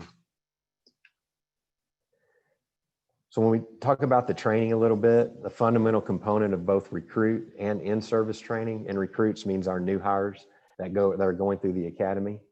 It's hands-on, scenario-based training. It's developed, and it's usually we're going to develop that off of scenarios that our officers have been involved in, so that we can put them in real situations and evaluate how they utilize the tactics and techniques. We also get feedback from members of the command staff, because they're the ones that are reviewing all of the uses of force. So we want to make sure that we're training in areas that, that we're focused, that are going to get us improving if there's areas there that we're lacking in. This feedback will then be directly incorporated into future training. De-escalation doesn't just go on in the academy. And if you remember when I started talking about this earlier, even though the procedure wasn't actually implemented until 2018, we took a look back, since like 2009 of training that we did that would directly relate to de-escalation. And since that time, the department's conducted 49 training classes, totaling 148 hours of training per officer, which included de-escalation strategies. Courses included citizen encounters, use of less lethal options, active threat response, control and defensive tactics, and mental health. Since April of 2017, when the de-escalation training was formally implemented into our curriculum, officers have attended approximately 20 training classes and 52.5 hours of training with these particular strategies and objectives. And again, this is per officer. Recruits are given 4 hours of specific de-escalation training, explaining what it is, what the procedure is, those kind of things. But then throughout the academy, they're going to receive 215 hours of training, which requires de-escalation to be discussed, demonstrated, or evaluated. And it's always debriefed after every training scenario so that they can learn what they did well, what they could do better. If they didn't complete it accurately, then they may go through another scenario. So they're going to receive a lot of training to get these kind of procedures in practice. Recruit training on de-escalation, again, includes both classroom and the practical training exercises. And this is the abbreviated guide that I was talking to you about, that we put out to the public, that you have in your handouts as well. It's just a simplified overview to understand how our officers use and help the public understand it a little bit better without having to sift through the entire procedure. Because again, de-escalation promotes transparency. It increases the understanding of how officers are held accountable.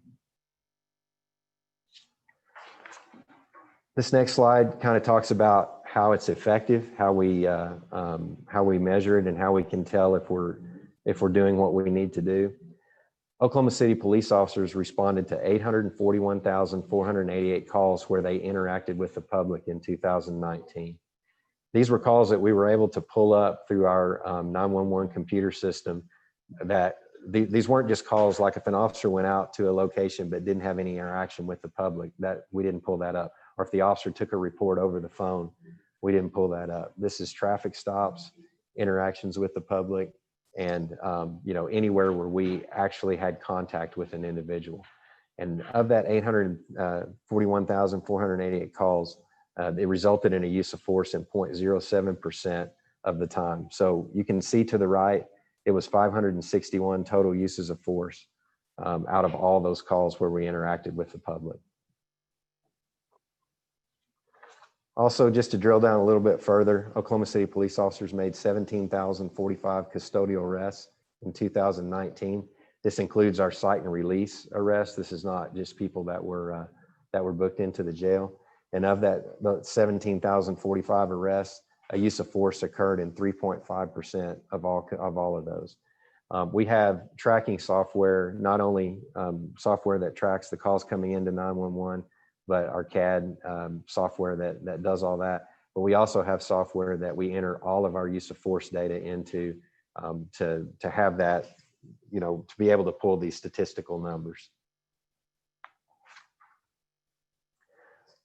Of the 841,488 calls in 2019 where officers interacted with citizens, 0.0008% resulted in a fatal officer-involved shooting. Of the 17,045 custodial arrests in 2019, 0.04% resulted in a fatal officer-involved shooting.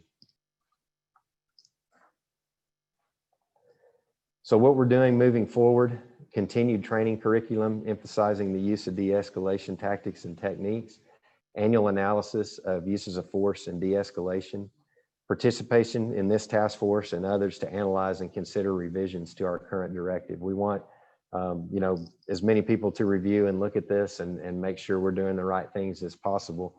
Even though a lot went into this procedure, a lot of input from not just around the country, but around the world, and looking at how police forces deal with use of force and how they avoid getting into them. There's also one thing to realize too, is there's no way to truly measure the total effects except to look at how many calls that we take and how many end up in use of force, because a lot of times when an officer goes out and they deal with a situation that didn't result in a use of force, there's not going to be any documentation or anything there. There's no way to track that. And so that's why you have to look at how many calls and interactions you have as compared to your uses of force. Another thing too that I'll tell you, back in January, I was at Major City Chiefs. I was at a conference and I was approached by a university group that wanted to research our procedure because nobody in the country had the data that we had where we actually evaluate our use of force with de-escalation. And so that currently is underway.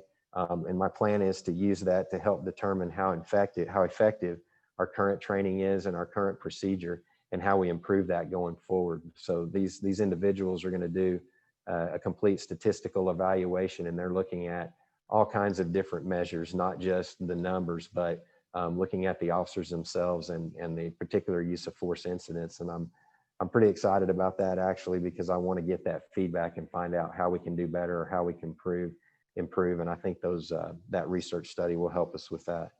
And so that will conclude the presentation if anyone has any questions. Yeah, as we're looking at taking questions, I just wanted to mention that we just wanted to present the de-escalation policy so that we could give you as we go into working with a consultant and going through this process, just to give an idea of what we use right now so we know kind of where our starting point is, what we're doing currently. And again, Chief, like you said, is glad to answer any questions that you all have about the policy or about the training. I note that Joshua, I'm not sure which one, has his hand raised. It's me. Not the other Josh. You stopped my video, apparently. I don't know. It might have been an accident. Somebody, regardless, I can just ask my question. I don't need to be on camera. So I think two things. One, when we talk about officer-involved fatalities, I think that we should skew towards actually using like the number instead of using percentages, because that kind of takes away from, when you say 0.008%, right? Instead of like, I think it's like 14 people, right? Then that makes the narrative when we're having those conversations with the public a little more difficult to have, because they feel like the dehumanization is happening. And that is one of the big issues on why a lot of these officer-involved shootings are happening. Not to say that officers don't value life, of course, but I'm saying when we talk about conversations with the community, we want to make sure that we're approaching it from a trauma-informed, but also culturally competent perspective. The second part is, and I've had this conversation with you, Chief Gorley, about Officer LeBeau and our interaction, where obviously de-escalation wasn't used properly, and where we reported that to his supervisor to make sure that we were following the process. And then, of course, having him end up like arresting or pulling over two of our members later, pulling over a third after that, kind of like, not to say that there is targeting happening, but saying that that is the kind of situations where people in the community feel like he's targeting folks, right? And then we already see an issue with him, and then we don't know exactly to this day. I don't know if there was any citation given to him for those actions, right? But there's a situation like that that exists, right? And the community sees it and hears about it, and then that festers because we aren't being proactive in our relationship with you and making sure the community knows that we're addressing those issues. And so I say all of that to say, when we talk about 17 and 18 is when the de-escalation policy was implemented full force. What's the statistical change that we saw over that time? Did we see a significant decrease? Did we see any decrease? Did we see an increase in terms of there's an adjustment period that we're dealing with before all of the officers have that training and can start fully using it? And we hope like maybe there's a scale that states like it takes 3 to 5 years before de-escalation training is actually fully integrated into the community and the culture. That's kind of the question that I have based off of this presentation. Where are we in the process of making, Oklahoma City safer in terms of not having these fatalities or being second for fatalities per capita? And that's a very good question. And I actually did some research on this years ago about large organization and how long it takes to shift the culture and to change that culture. And they do say just what you said, that in an organization our size, it takes 3 to 5 years to completely, shift and change the culture and change your direction on something major that you're trying to do. I do think too, I wrote down what you said about the percentages, and there's a good reason. I think you made a good point out of that, because you mentioned 14, which was the number of officer-involved shootings last year, but all of those weren't fatal. So I think that's a good point, that in doing a presentation like this, that I probably should detail out the amount, not only of just officer-involved shootings, but the fatalities themselves too. So, and I think, again, I'm agreeing with you. Everything you said is exactly right. It does take a while to shift that culture and to change that. I feel like we're getting there. We're doing a lot of things that are improving us. I feel like our training's getting better because we're figuring out and we're learning as we go, because all of this is new to law enforcement, in general, not the concept of de-escalation, but the practice and the application and having these procedures in place like this. And I think too, that we've got to look at the totality and the holisticness of this, that stopping violence in a community is not just with the police. I mean, we've got to deal with drug problems and family problems. And I think some of these programs that we're working on now, where we're incorporating DHS and mental health workers into those day-to-day interactions that we're having, I think that's going to start having a significant impact too, because we're not just going to be responding to these calls over and over and over and leaving it with doing nothing to solve it. We're going to interject people into these situations that are now much better equipped to deal with those. So I think you're right. I mean, on both those accounts. Dexter Nelson. Thank you, Chief. Chief Gorley, I just wanted to point out 3 things real quick. I may have missed it in the presentation, but since we're talking about de-escalation, I think it's very important to also offer Oklahoma City's, the police department's definition of use of force. I want everybody to think that every one of those numbers you counted was a fatality. A use of force with Oklahoma City is anything above and beyond routine handcuffing, and you count them unlike most other departments in the country. So I think it's important to point out that not all of those are fatalities, and to also add, like Joshua said, the number of fatalities that we've experienced to help people understand that. Also, if we're going to talk about de-escalation, we need to tell people what they can do if they feel an officer did not de-escalate, like Joshua talked about. Maybe talk about a little bit about the complaint process, and if someone feels that an officer did not de-escalate in a manner in which they should have, that they know the means by which to express that to a supervisor and to get someone to look into it. That's a very good point. And you know, with these policies and procedures too, they are designed to prevent incidents from happening, but ultimately we know, you know, at some point things are going to happen, and it allows us to hold officers more accountable when we have these procedures in place. And so anytime, you know, someone believes that the interaction that they had with the police was not what it should have been, didn't uphold to the standards that they believe it should have, they can file a complaint, and we investigate all of our complaints. Any complaint that we get, we do an investigation on those. And there's you can go to our website, you can download a form there to file a complaint. You can call 911 right after the incident and ask to speak to a supervisor, and have someone come out and talk to you and go through that process as well. And then our definition of use of force is way more stringent than most agencies, if not, you know, the majority of agencies right now. And that, just like Chief Nelson said, it's anything beyond routine handcuffing. So if an officer goes out and they go to handcuff somebody and that person is not completely compliant, they have to notify a supervisor that there was a struggle there, or that something arose to the situation that they had to use some force. And the supervisor is going to make an evaluation and determination at that point. And the majority of those, there is going to be a follow-up investigation. Now with body cameras too, that really helps us to be able to review the situation as well. Thank you. Next up is Pastor Cooper, and then I'll come back to you, Joshua.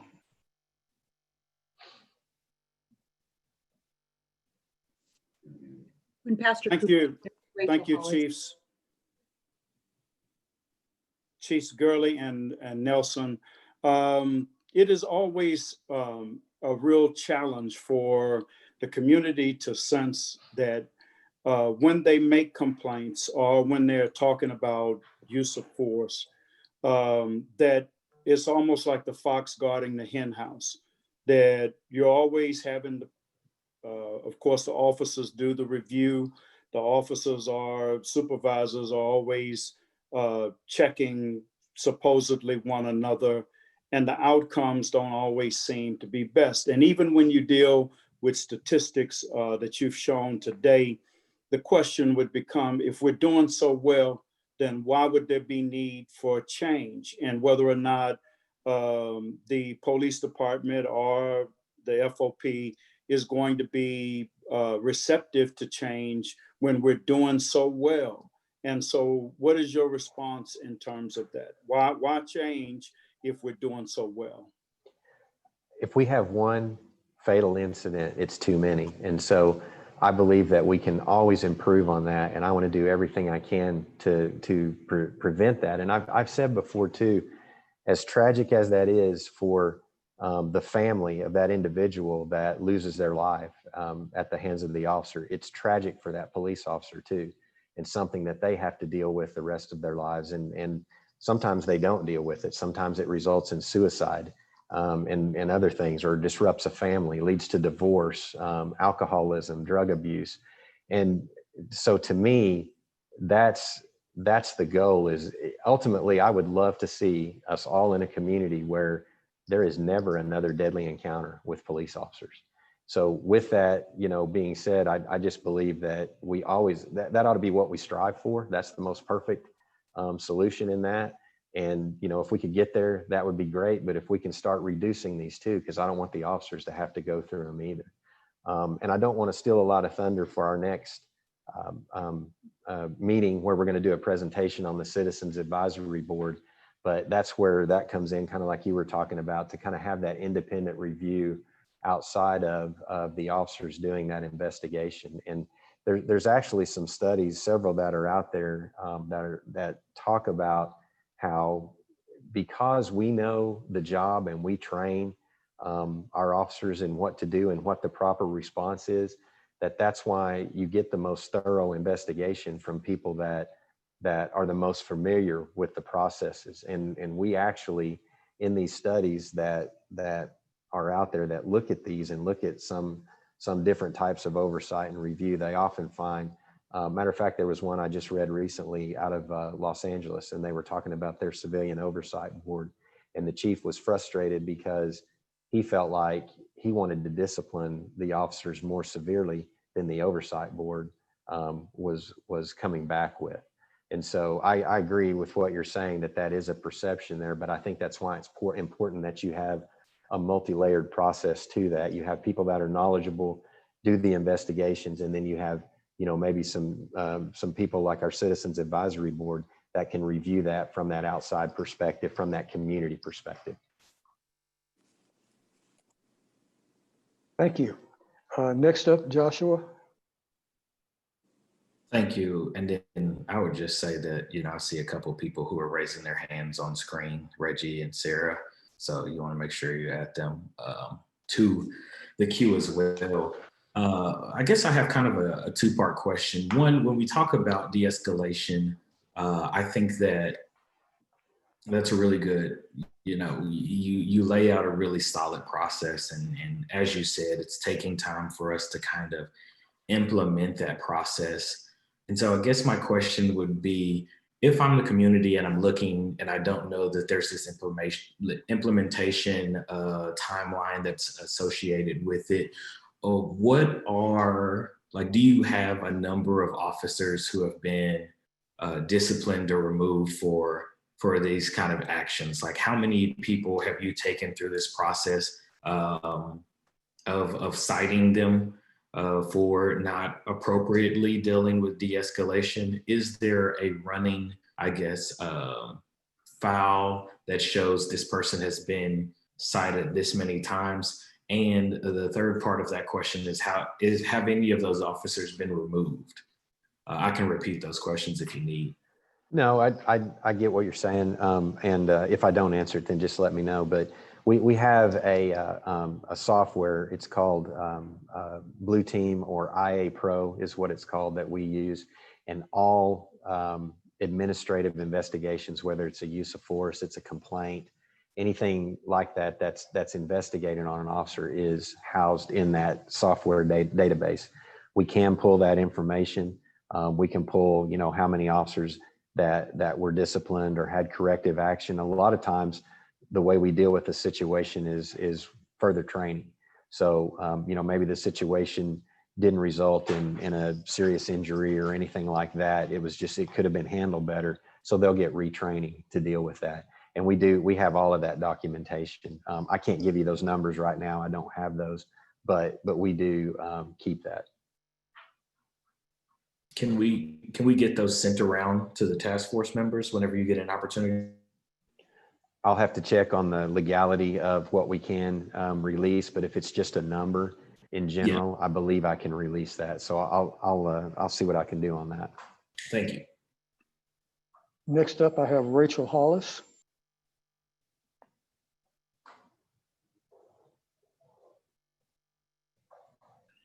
Yes, my question is, that's some very good data that you've been keeping on de-escalations and end uses of.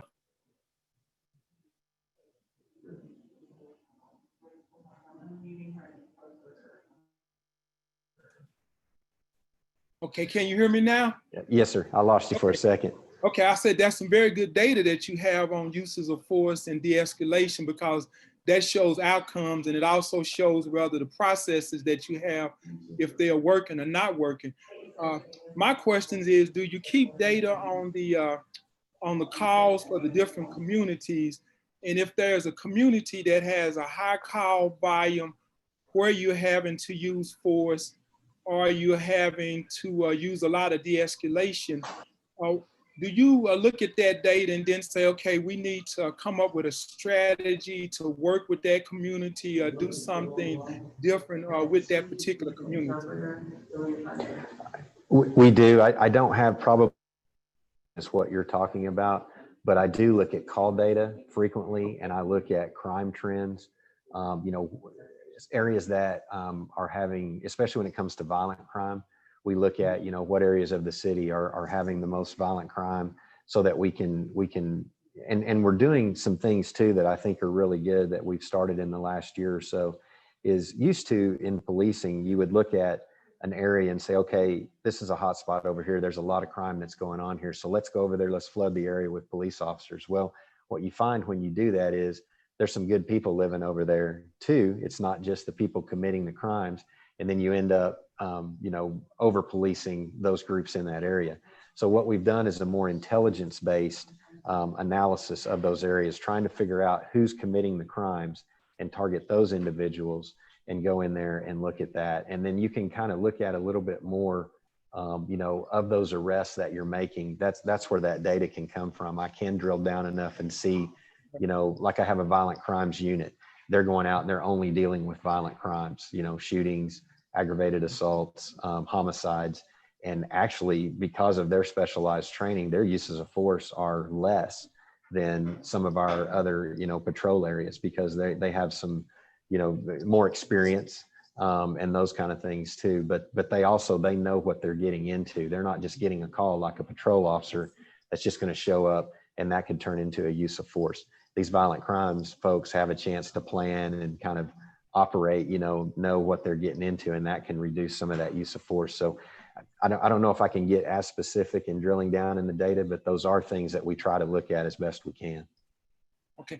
Is that data shared with the community leaders in those areas, so they can sometimes help with some of that, with some of those activities, if that data is shared with the community leaders in those particular areas?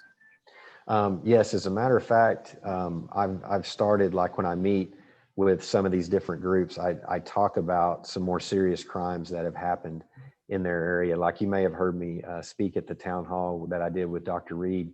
I talked about 2 homicides that are unsolved. One of them, you know, was little Rhea Thomas. And so, yes, I try to do that as much as I can. But one thing that I'm trying to do on a broader scale right now, or that we are doing, is when I first became chief, I realized that there's a lot of information like this that doesn't get to the public. And so we've been working on an annual report, and I'm getting ready. We're just now getting ready to release the 2019 version, because we've never done this before. So we're having to create it from scratch. And a lot of this information will be in there, and we'll be able to release that to the public and, you know, kind of target that to certain groups, certain areas through social media, or just making sure and putting that in the hands of some individuals as much as we can through the media, those kind of things. But I believe those annual reports like that will be critical in getting that information out to the public. Thank you. Okay, now to get things back in order here, I apologize to whomever I skipped over. Rachel Hollis. Rachel Hollis should be next. Hello, my name is Rachel Hollis. And I wanted to ask you about your PowerPoint. You said in April of 2017 that you started the de-escalation policy and training in that curriculum. So September of 2017, there was a deaf man who was killed by Oklahoma City police officers. And I'm wondering if de-escalation could have helped that. There was misunderstanding, and could there be some sort of policy or de-escalation that could help and training the police and understanding how to communicate with people of different languages, how that might affect the deaf community, and how we might be able to improve on that? After that incident occurred, we put our entire department through specific training on dealing with the hearing impaired. We also met with, I can't remember the name of the organization that deals with the hearing impaired. I'm sorry, I'm just drawing a blank, but we met with them several times. Yes, that's it. Thank you.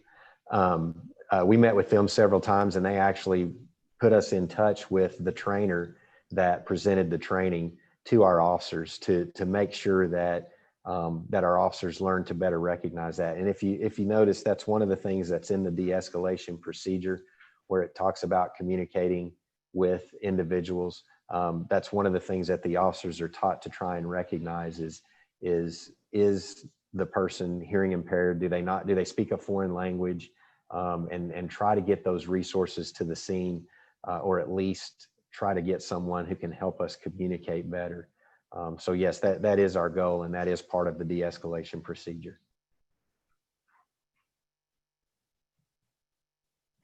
So yes, I see that I've seen it involved with, I saw it on a procedure before a couple of years ago. So my concern really is, first off, one time a year is not enough. New officers come in and they may not remember from one day to the next because they're learning so many new things. So we want to make sure that they recall what they've learned. And just a quick story. There was one time there was a deaf person put in jail. There was no interpreter. There was no family able to help them. And so, you know, we do need to find some way to help make that change. We have a language line that we can now contact individuals that are familiar with or that are certified in communicating with folks that are hearing impaired. And so we are able to now call out individuals through this service that we contract with. We make the request through our dispatcher, and we are able to call people out now to be able to communicate with folks in those situations. Okay. All right. Thank you very much.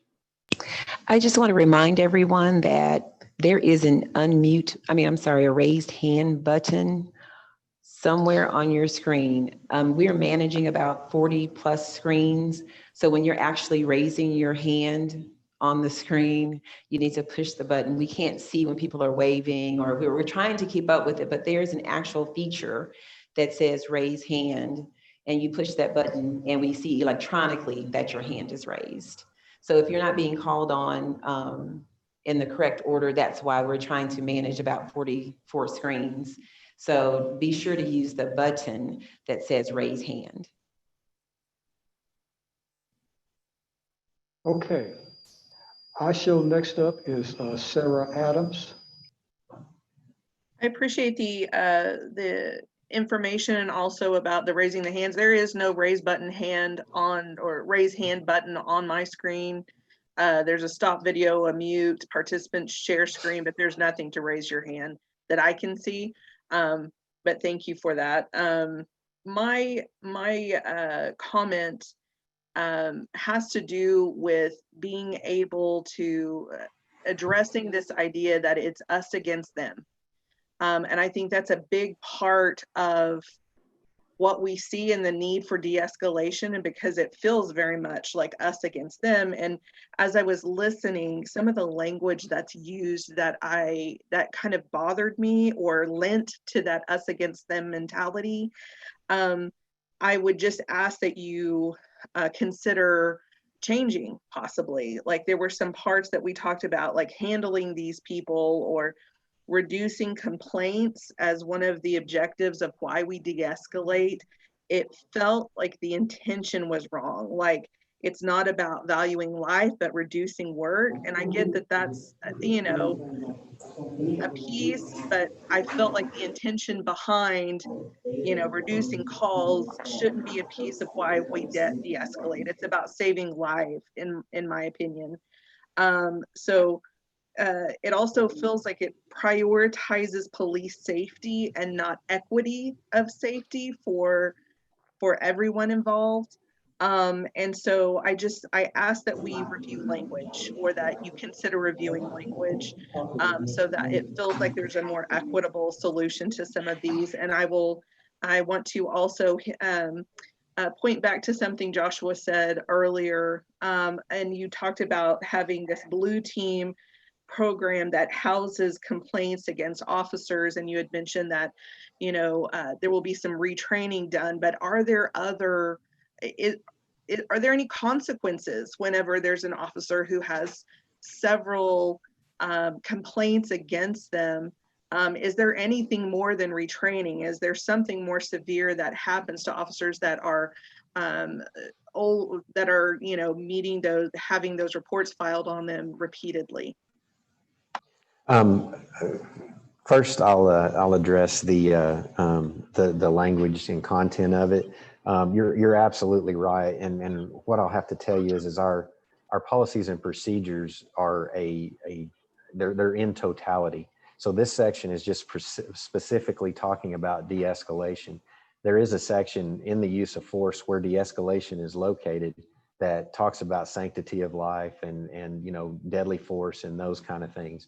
Not to say we couldn't put that here too, because I get what you're saying and I agree with you. I just wanted to kind of put that in context that I've just pulled out a little section that is just specifically related to de-escalation that falls within our use of force procedures and all of that, if that makes sense. And so a lot of that language and what you're talking about is in there, but it's already talked about by the time you get to the de-escalation. And then the other thing that you asked was about, let me make sure I understand right. Is it about the accountability and what happens to officers when they have a pattern or something like that we notice? A couple of things that I've done and that I'm still working on right now is we have an early intervention program, and I'm not satisfied with that program. And so when I first became chief, I knew that if you want officers out there, if you want to reduce interactions where things get violent, you want things to slow down, and you want people, you want the officers to be the calming force in a situation. They got to be happy in other parts of their lives, and they got to be happy at work. And so that's one of the things that I've done is I hired a consultant. We completely revamped our wellness program. We're now working on the early intervention program because our goal would be to identify these issues before they become a problem, like you're talking about. If an officer is starting to get complaints where they didn't used to get those, let's figure out why and figure what's going on and how we correct that before it turns into something really bad. We do have discipline procedures to deal with those officers. If we take corrective action and it's not solving the problem, it can be all the way up to termination. We have a reprimand system that we can document, that's progressive, and they can get different levels of reprimands. They can get days off without pay, and ultimately be terminated. And we've had officers that were prosecuted as recently as just a year ago. We had an officer that was prosecuted and is in prison now. So the consequences for violating these procedures, and also there's state laws that coincide with a lot of this too, not necessarily de-escalation, but with our use of force, and federal laws too, that if they violate, they can be prosecuted, just like any other citizen could as well. So my goal would be, as a organization, that we try to identify those officers and get that corrective action, get them help, get those situations fixed so it doesn't escalate into a violent situation that didn't have to happen. Thank you. The follow-up for that too, I think, is that you said there were, or in the report, there was something like 4 out of 215 hours for new recruits are dedicated to de-escalation. I'm wondering if there's an opportunity for there to be more hours about de-escalation. That doesn't seem like enough to cover the breadth of what we're talking about. No, in that 4 hours is like a classroom setting of explaining the procedure and what de-escalation is. Then they get 215 hours of the application of it. So the initial 4-hour class is explaining the process, what it is, how to apply it, and then they get 215 hours of scenario-based training or hands-on type training to see how they can apply it. So thank you for pointing that out, because I bet that you're not the only one that thought that. Thank you for the clarification. Okay, next up, I show the next 3 people trying to get things back in order. The next 3 people to talk, first of all, would be Paco Balderrama, then Dexter Nelson, and then Joshua Higginbottom. Thank you very much, Chief. I just wanted to kind of echo some of the things that Chief Gorley was saying. He actually answered some of the questions that I was going to try to help him out with. But in reference to corrective discipline, I think it's very important to recognize that in the de-escalation portion of it, the fact that we handle those two differently, separately, really gives us some leeway as far as training, corrective discipline, things like that. I've had more than one instance where where there was some aggression towards an officer and they used force to apprehend the individual, and the force was appropriate. It was legitimate, it was appropriate, it was ruled okay, but the de-escalation was not. And looking at it in that way gives us the opportunity to address the de-escalation. Look, just because the force was appropriate and justified, it could have been avoided from the beginning. It could have been avoided if some of these techniques were used to just avoid, calm the situation down, take a little bit more time, request somebody who's a CIT officer that can better communicate with the person. These steps have to be taken in order to avoid the use of force altogether. So, I've had various incidents that discipline was handed out. The use of force was okay, but there was no de-escalation, and that officer was either retrained or disciplined. And as Chief Corley said, we use progressive discipline. So, if it's the first time that this officer's, perfect record, never been in any trouble, and they show an instance where they don't use de-escalation, well, we have to have the opportunity to train that person and show them the proper way of doing things. Now, if this happens again after the training, well, then it's progressive. Well, then it could be a Class 1 reprimand, and it goes up to leading to termination. So I just want to talk about that a little bit. And also there was a question about the communication, and communication is extremely important. Some psychologists think that, as far as law enforcement, it's 80-90% of our job. If we can't communicate with a citizen, then quite frankly, we can't do our job, and we can't de-escalate. We can't calm things down if we cannot communicate. So it's very important that our officers recognize very, very quickly when there's a language barrier or communication barrier, or when that individual suffering from some type of a trauma or crisis where they're unable to communicate. So as Chief Corley said, not only do we have the language line, which he alluded to earlier, we also have the bilingual unit where we have police officers. I believe we're up to 60 now that not only speak Spanish, but Vietnamese and some other languages that we find useful in the Oklahoma City metro area. And they are called out, so they can come, show up and communicate one-on-one with that person, because it's always better to communicate with a person one-on-one in person than using a phone through the language line. So those are some of the things that we've been using for years that have proven to be effective. So, thank you. Dexter? Yeah, I'm not going to take up much time. I just wanted to say, for those of you that can't find the hand raise button, if you click on the participants button at the bottom of the page, it brings up a box. And then on the bottom right-hand corner of that is the hand raise button, because it took me a minute to find it as well. To touch on what Pastor Cooper said, we all as department heads could do a lot better job in following up on our complaints, because when I was in Oklahoma City, I know that was a problem that people felt they weren't getting heard. So we need to follow up more on our complaints to the citizens. And I'll concede the rest of that time to Mr. Higginbotham. So I guess I have two questions, actually. The first one is that, are there any studies that you know of that show that de-escalation training actually reduces the number of incidents of the use of force?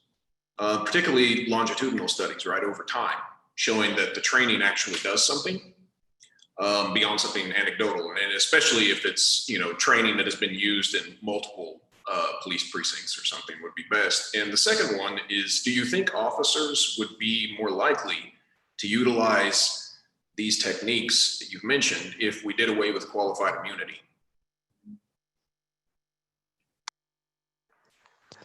There is a lot of information out there, and we reviewed that to come up with our procedure.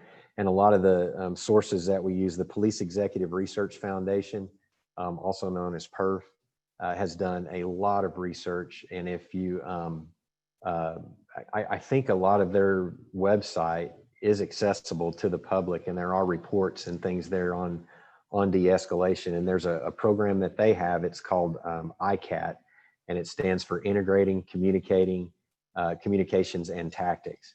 And that's de-escalation training is what it is. And they have done studies to show that agencies that incorporate that type of training over time, they do see reductions in force and all of the things that we're looking for in that. So there are some studies out there. I can't point you just directly to one, but I believe some of what International Association of Chiefs of Police has, Major City Chiefs, those are groups that compile a lot of this information and pull that together. And then I'm sorry, what was the second part of your question? It was qualified immunity. Yeah. Qualified immunity is kind of a tricky subject. I'm not sure. I wouldn't know how to answer that. I don't know how to quantify if that would make a difference or not. You know, people look at qualified immunity with police officers, but there's a lot of segments of society where that comes into play. I mean, you know, people that, you know, judges, for example, you know, have that type of immunity. I believe teachers and, you know, anybody that's in a public position like that oftentimes has that type of qualified immunity. So I don't know how I would answer that to whether it would make a difference or not, because I don't know of anything that I could compare it to quantitatively to say, okay, well, this group over here doesn't have that, and, you know, or this law enforcement agency doesn't have that, and are they seeing a reduction in force? Well, so I guess I understand what you mean about judges and teachers and things, but like I was a high school teacher for 14 years, and I can guarantee that if I ever used force at all, my job would be terminated, right? So right. There's never any confusion about that. I just mean there is when we're talking about police, it's a different situation, right? And so I'm wondering what sorts of measures could be taken that might sort of force people to utilize those techniques more often than not. Because I don't know outside of some of the things that you mentioned, which I suppose could be useful, but that would seem like something that would actually kind of force it a little more. I think in answer your question that's the reason we come up with these procedures like this, is that it allows us to hold the officer accountable. There's something in place that if they don't use those procedures, we can point to and use that as a corrective tool. And so that's what we try to do with all of our procedures. They're designed, we can't come up with everything because that's the nature of law enforcement. You know, we deal with evolving situations all the time, and usually you'll have an incident that occurs, and then that prompts the need to create a procedure to deal with that because maybe you've never dealt with that before. COVID's an example. We've had to come up with a lot of procedures in how we deal with that we didn't have to do before. That's an example there. But that's what we try to do with procedures like this is, number one, we want to train people because we want them not being in situations where they didn't use it inappropriately. So it gives us something to train off of. But then if they do in a situation don't utilize it appropriately, it gives us a way to correct that behavior, if that makes sense. Okay, thank you. Mr. Till? I assume that Paco wanted to also add to that. So I'll let him go first if he wants. That's fine with me. Go ahead, Paco. Thank you, Joshua. Yes, I did. I was just going to give a little bit different perspective. And the Chief's right.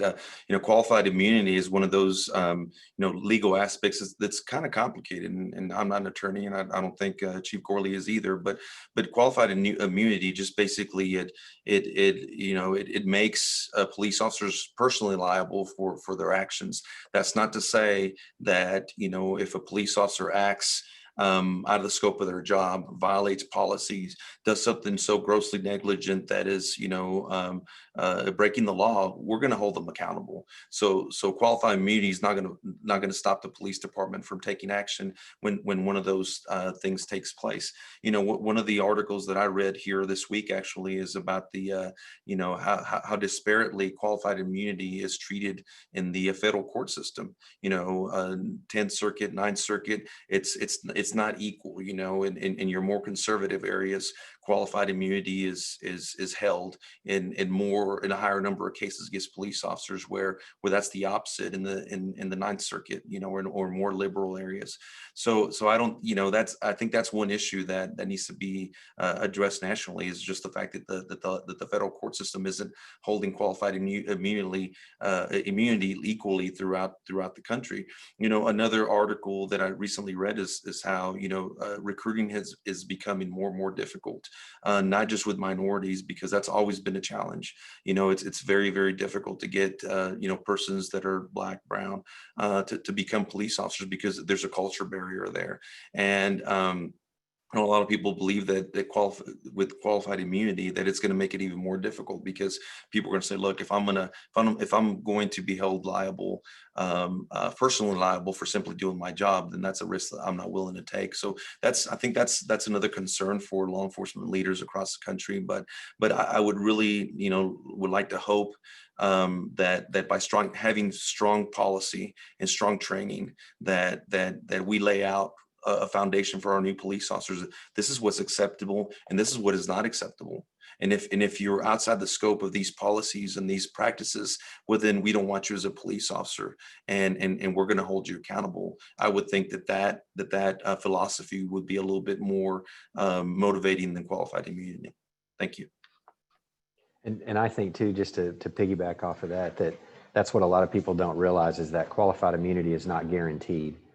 If an officer is acting, you know, way outside the scope of their duties, courts can rule that they didn't, in that circumstance, they didn't have qualified immunity there. I meant to say that earlier, and thanks for bringing that to light. Okay, Mr. Teal, you've succeeded in making me very hungry, but go ahead. I do apologize. You know, I'm trying to make it through the best way I know how. I have a question, but I do also have a comment before. I think the issue is not, I think we can all agree, you know, with instances like George Floyd, like that was a gross, like, it was inhumane treatment of someone, right? That is when you talk about things that are outside of the scope of their job, when you talk about instances where people need to be held personally responsible, that is just textbook what it is, right? But the issue that we have is there are a lot of folks who do very small abuses of their authority, right? And those don't oftentimes get caught. Specifically, I keep coming back to this, but the LeBeau scenario where, you know, he was harassing us, and, you know, the officer who was with him didn't really intervene until the very end, where she was like, you guys can just go to your car. And it was like, those situations are ones that aren't so egregious that they're going to end in anybody being hurt or the loss of life. But if those fester, right, and become situations where they get away with these small infractions for a very long time, they create that negative persona of police officers that really hurts everything that we're trying to do, right? Because they're not the person who killed somebody who got the news attention, but they're the person that everybody in the community knows when this person pulls you over, it's going to be an issue, right? And so we want to make sure that as we are approaching this situation, we're not just talking about the large instances, but we have to address those small instances before they become larger instances, if we really want to make sure that the policing that we're doing in our community is working, and that our community trusts the officers, and that we can convince people they should be officers, right? We want it, it's a full circle approach where the entire community is working together. I know, I'm sure that you both feel that way as well, but I just wanted to say that because I think that it's important as work. My second part of that, to get to my actual question, is when you talk about the research and things that you guys looked into in terms of creating the implementation that was that provided us the escalation training and the other programs, when we look at Oklahoma City and being second per capita, and we look at these information and we say that these are things that are going to help us, what does that help necessarily look like, right? Does that take us from second in the nation to like fourth in the nation? Does it take us a second to like 20th? Do we have an evaluation of where we are projected to be? Should we implement all of these programs and processes and changes, or are we certain of kind of, and then with the never evolving landscape as well, right?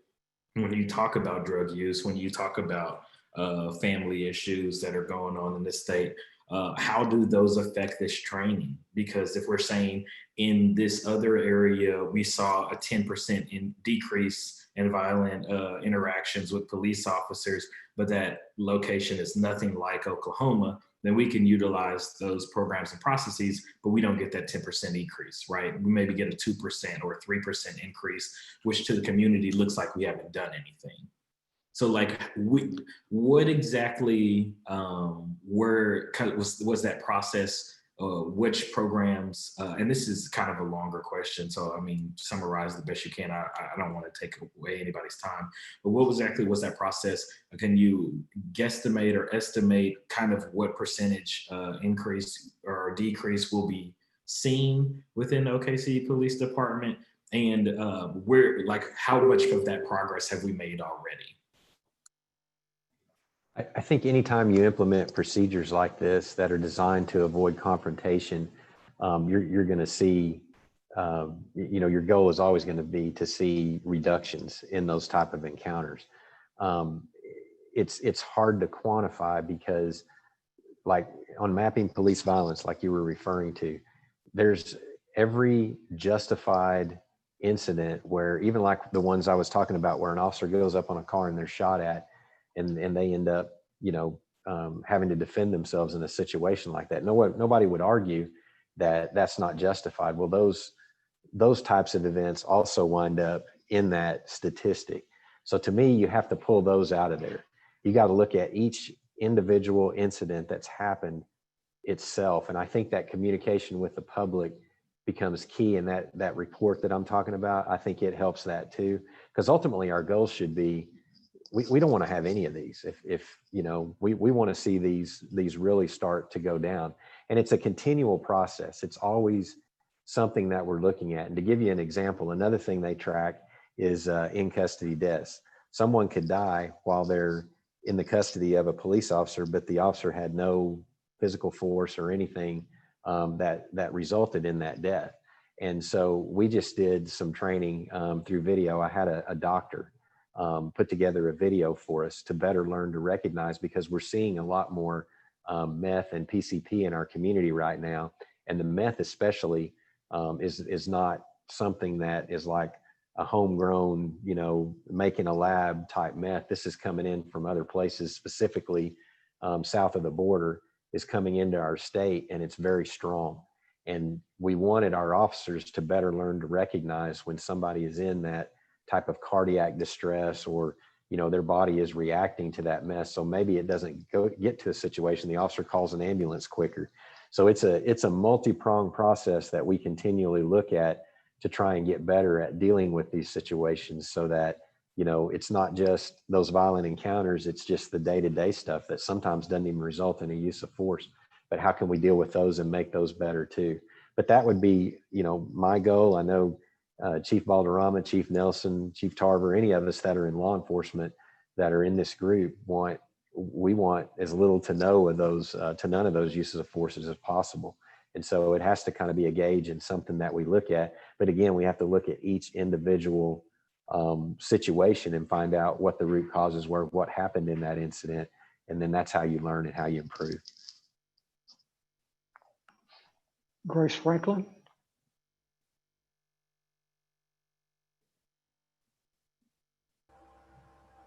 Thank you. So my question, I think may lead or be better placed on next discussion about disciplinary action, but just a general question. I think accountability is about what you have to lose. And if an officer, I know if an officer is arrested, things of that nature, pensions can be touched. But if they are just fired without a charge, or if they're fired for, let's say, just inability to do some of the steps, not necessarily excessive force, but maybe they're not following the procedures as they should, or they consistently getting cited or getting written up or getting, are those officers being penalized on the back end, or do they just get to go? That's one question. and keep their full pension, keep all their benefits, living life like it's gold. Second question is, in the 215 hours of training, I was reading that, and the way that what I understood from what I read is that it's 215 hours of de-escalation active training involving in a whole process. So it's not, I didn't read it as 215 isolated de-escalation activities, but more so in the larger picture of their training in the full process of de-escalation, of it probably use of force. That type of wording is what it seemed to me. So could you verify, is it 215 hours of specific de-escalation, or is it 215 hours of process training in the field that includes de-escalation? No, it's specific to de-escalation. And what I mean by that is when they go through the defensive tactics and de-escalation portion of their training, they'll be given a scenario. And in that scenario, it may end up in a use of force, but there's still a de-escalation component to that. So that's where the 215 hours comes from. It's going to be a lot of scenario stuff. It's going to be a lot of, hands-on with an instructor or with your partner in the academy. As you go through these different routines, you're going to verbalize something before you go into the force practical part of it. So it's de-escalation specific, but that's how you have to apply it. I can give them scenarios that they can de-escalate and walk away from and everything's fine, but I have to give them some scenarios where de-escalation doesn't work, and they'll still be evaluated on that because they have to be prepared if that doesn't work, how to respond, because it could get someone else hurt if they're trying to protect another citizen or something like that. So I hope that answers your question and kind of explains that a little bit better. On the pension side of things, that's not something we can control. There are certain crimes by law that an officer, certain felony crimes that if an officer is convicted of or things that happen to them that they can lose the pension, that's all controlled by state law and by the pension system. But yes, to answer your question, there are some things that an officer could get involved in or could have happen, and they could lose that. Okay, we're going to stop the questions on this subject matter right now. We've got one more issue on our agenda that we need to address. But let me say this. Thank you, each and every person who had a question. Thank you for the feedback. Thank you for your questions. Thank you for your involvement. Now let's talk about the next meeting or our next meetings. We've done a meeting now virtually, and we've done a meeting in person. Just a show of hands by those of you who I can see pictures of, which do you prefer, the virtual meeting?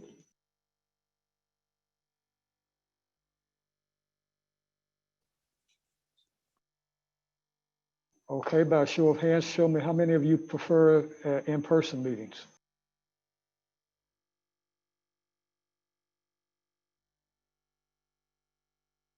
It appears that virtual meetings have it. So Chief Barry, I'd like to qualify my vote. I prefer personal in-person meetings, but due to the current conditions, I think I prefer the virtual type. I think you're right. I think all of us would really prefer, maybe I worded that wrong, but given the current atmosphere, I certainly understand the virtual. So we will start planning our next meeting today. And we're looking at about 3 weeks out. September 23rd. Probably September the 23rd at 2 p.m. It's almost impossible to get everybody at every meeting. So in order to keep things moving, in order to keep things going along, that's what we're looking at right now. And you will receive something from us confirming when the next meeting will be. And it will be virtual at this point. I have what? Millicent Embry, you have your hands waving.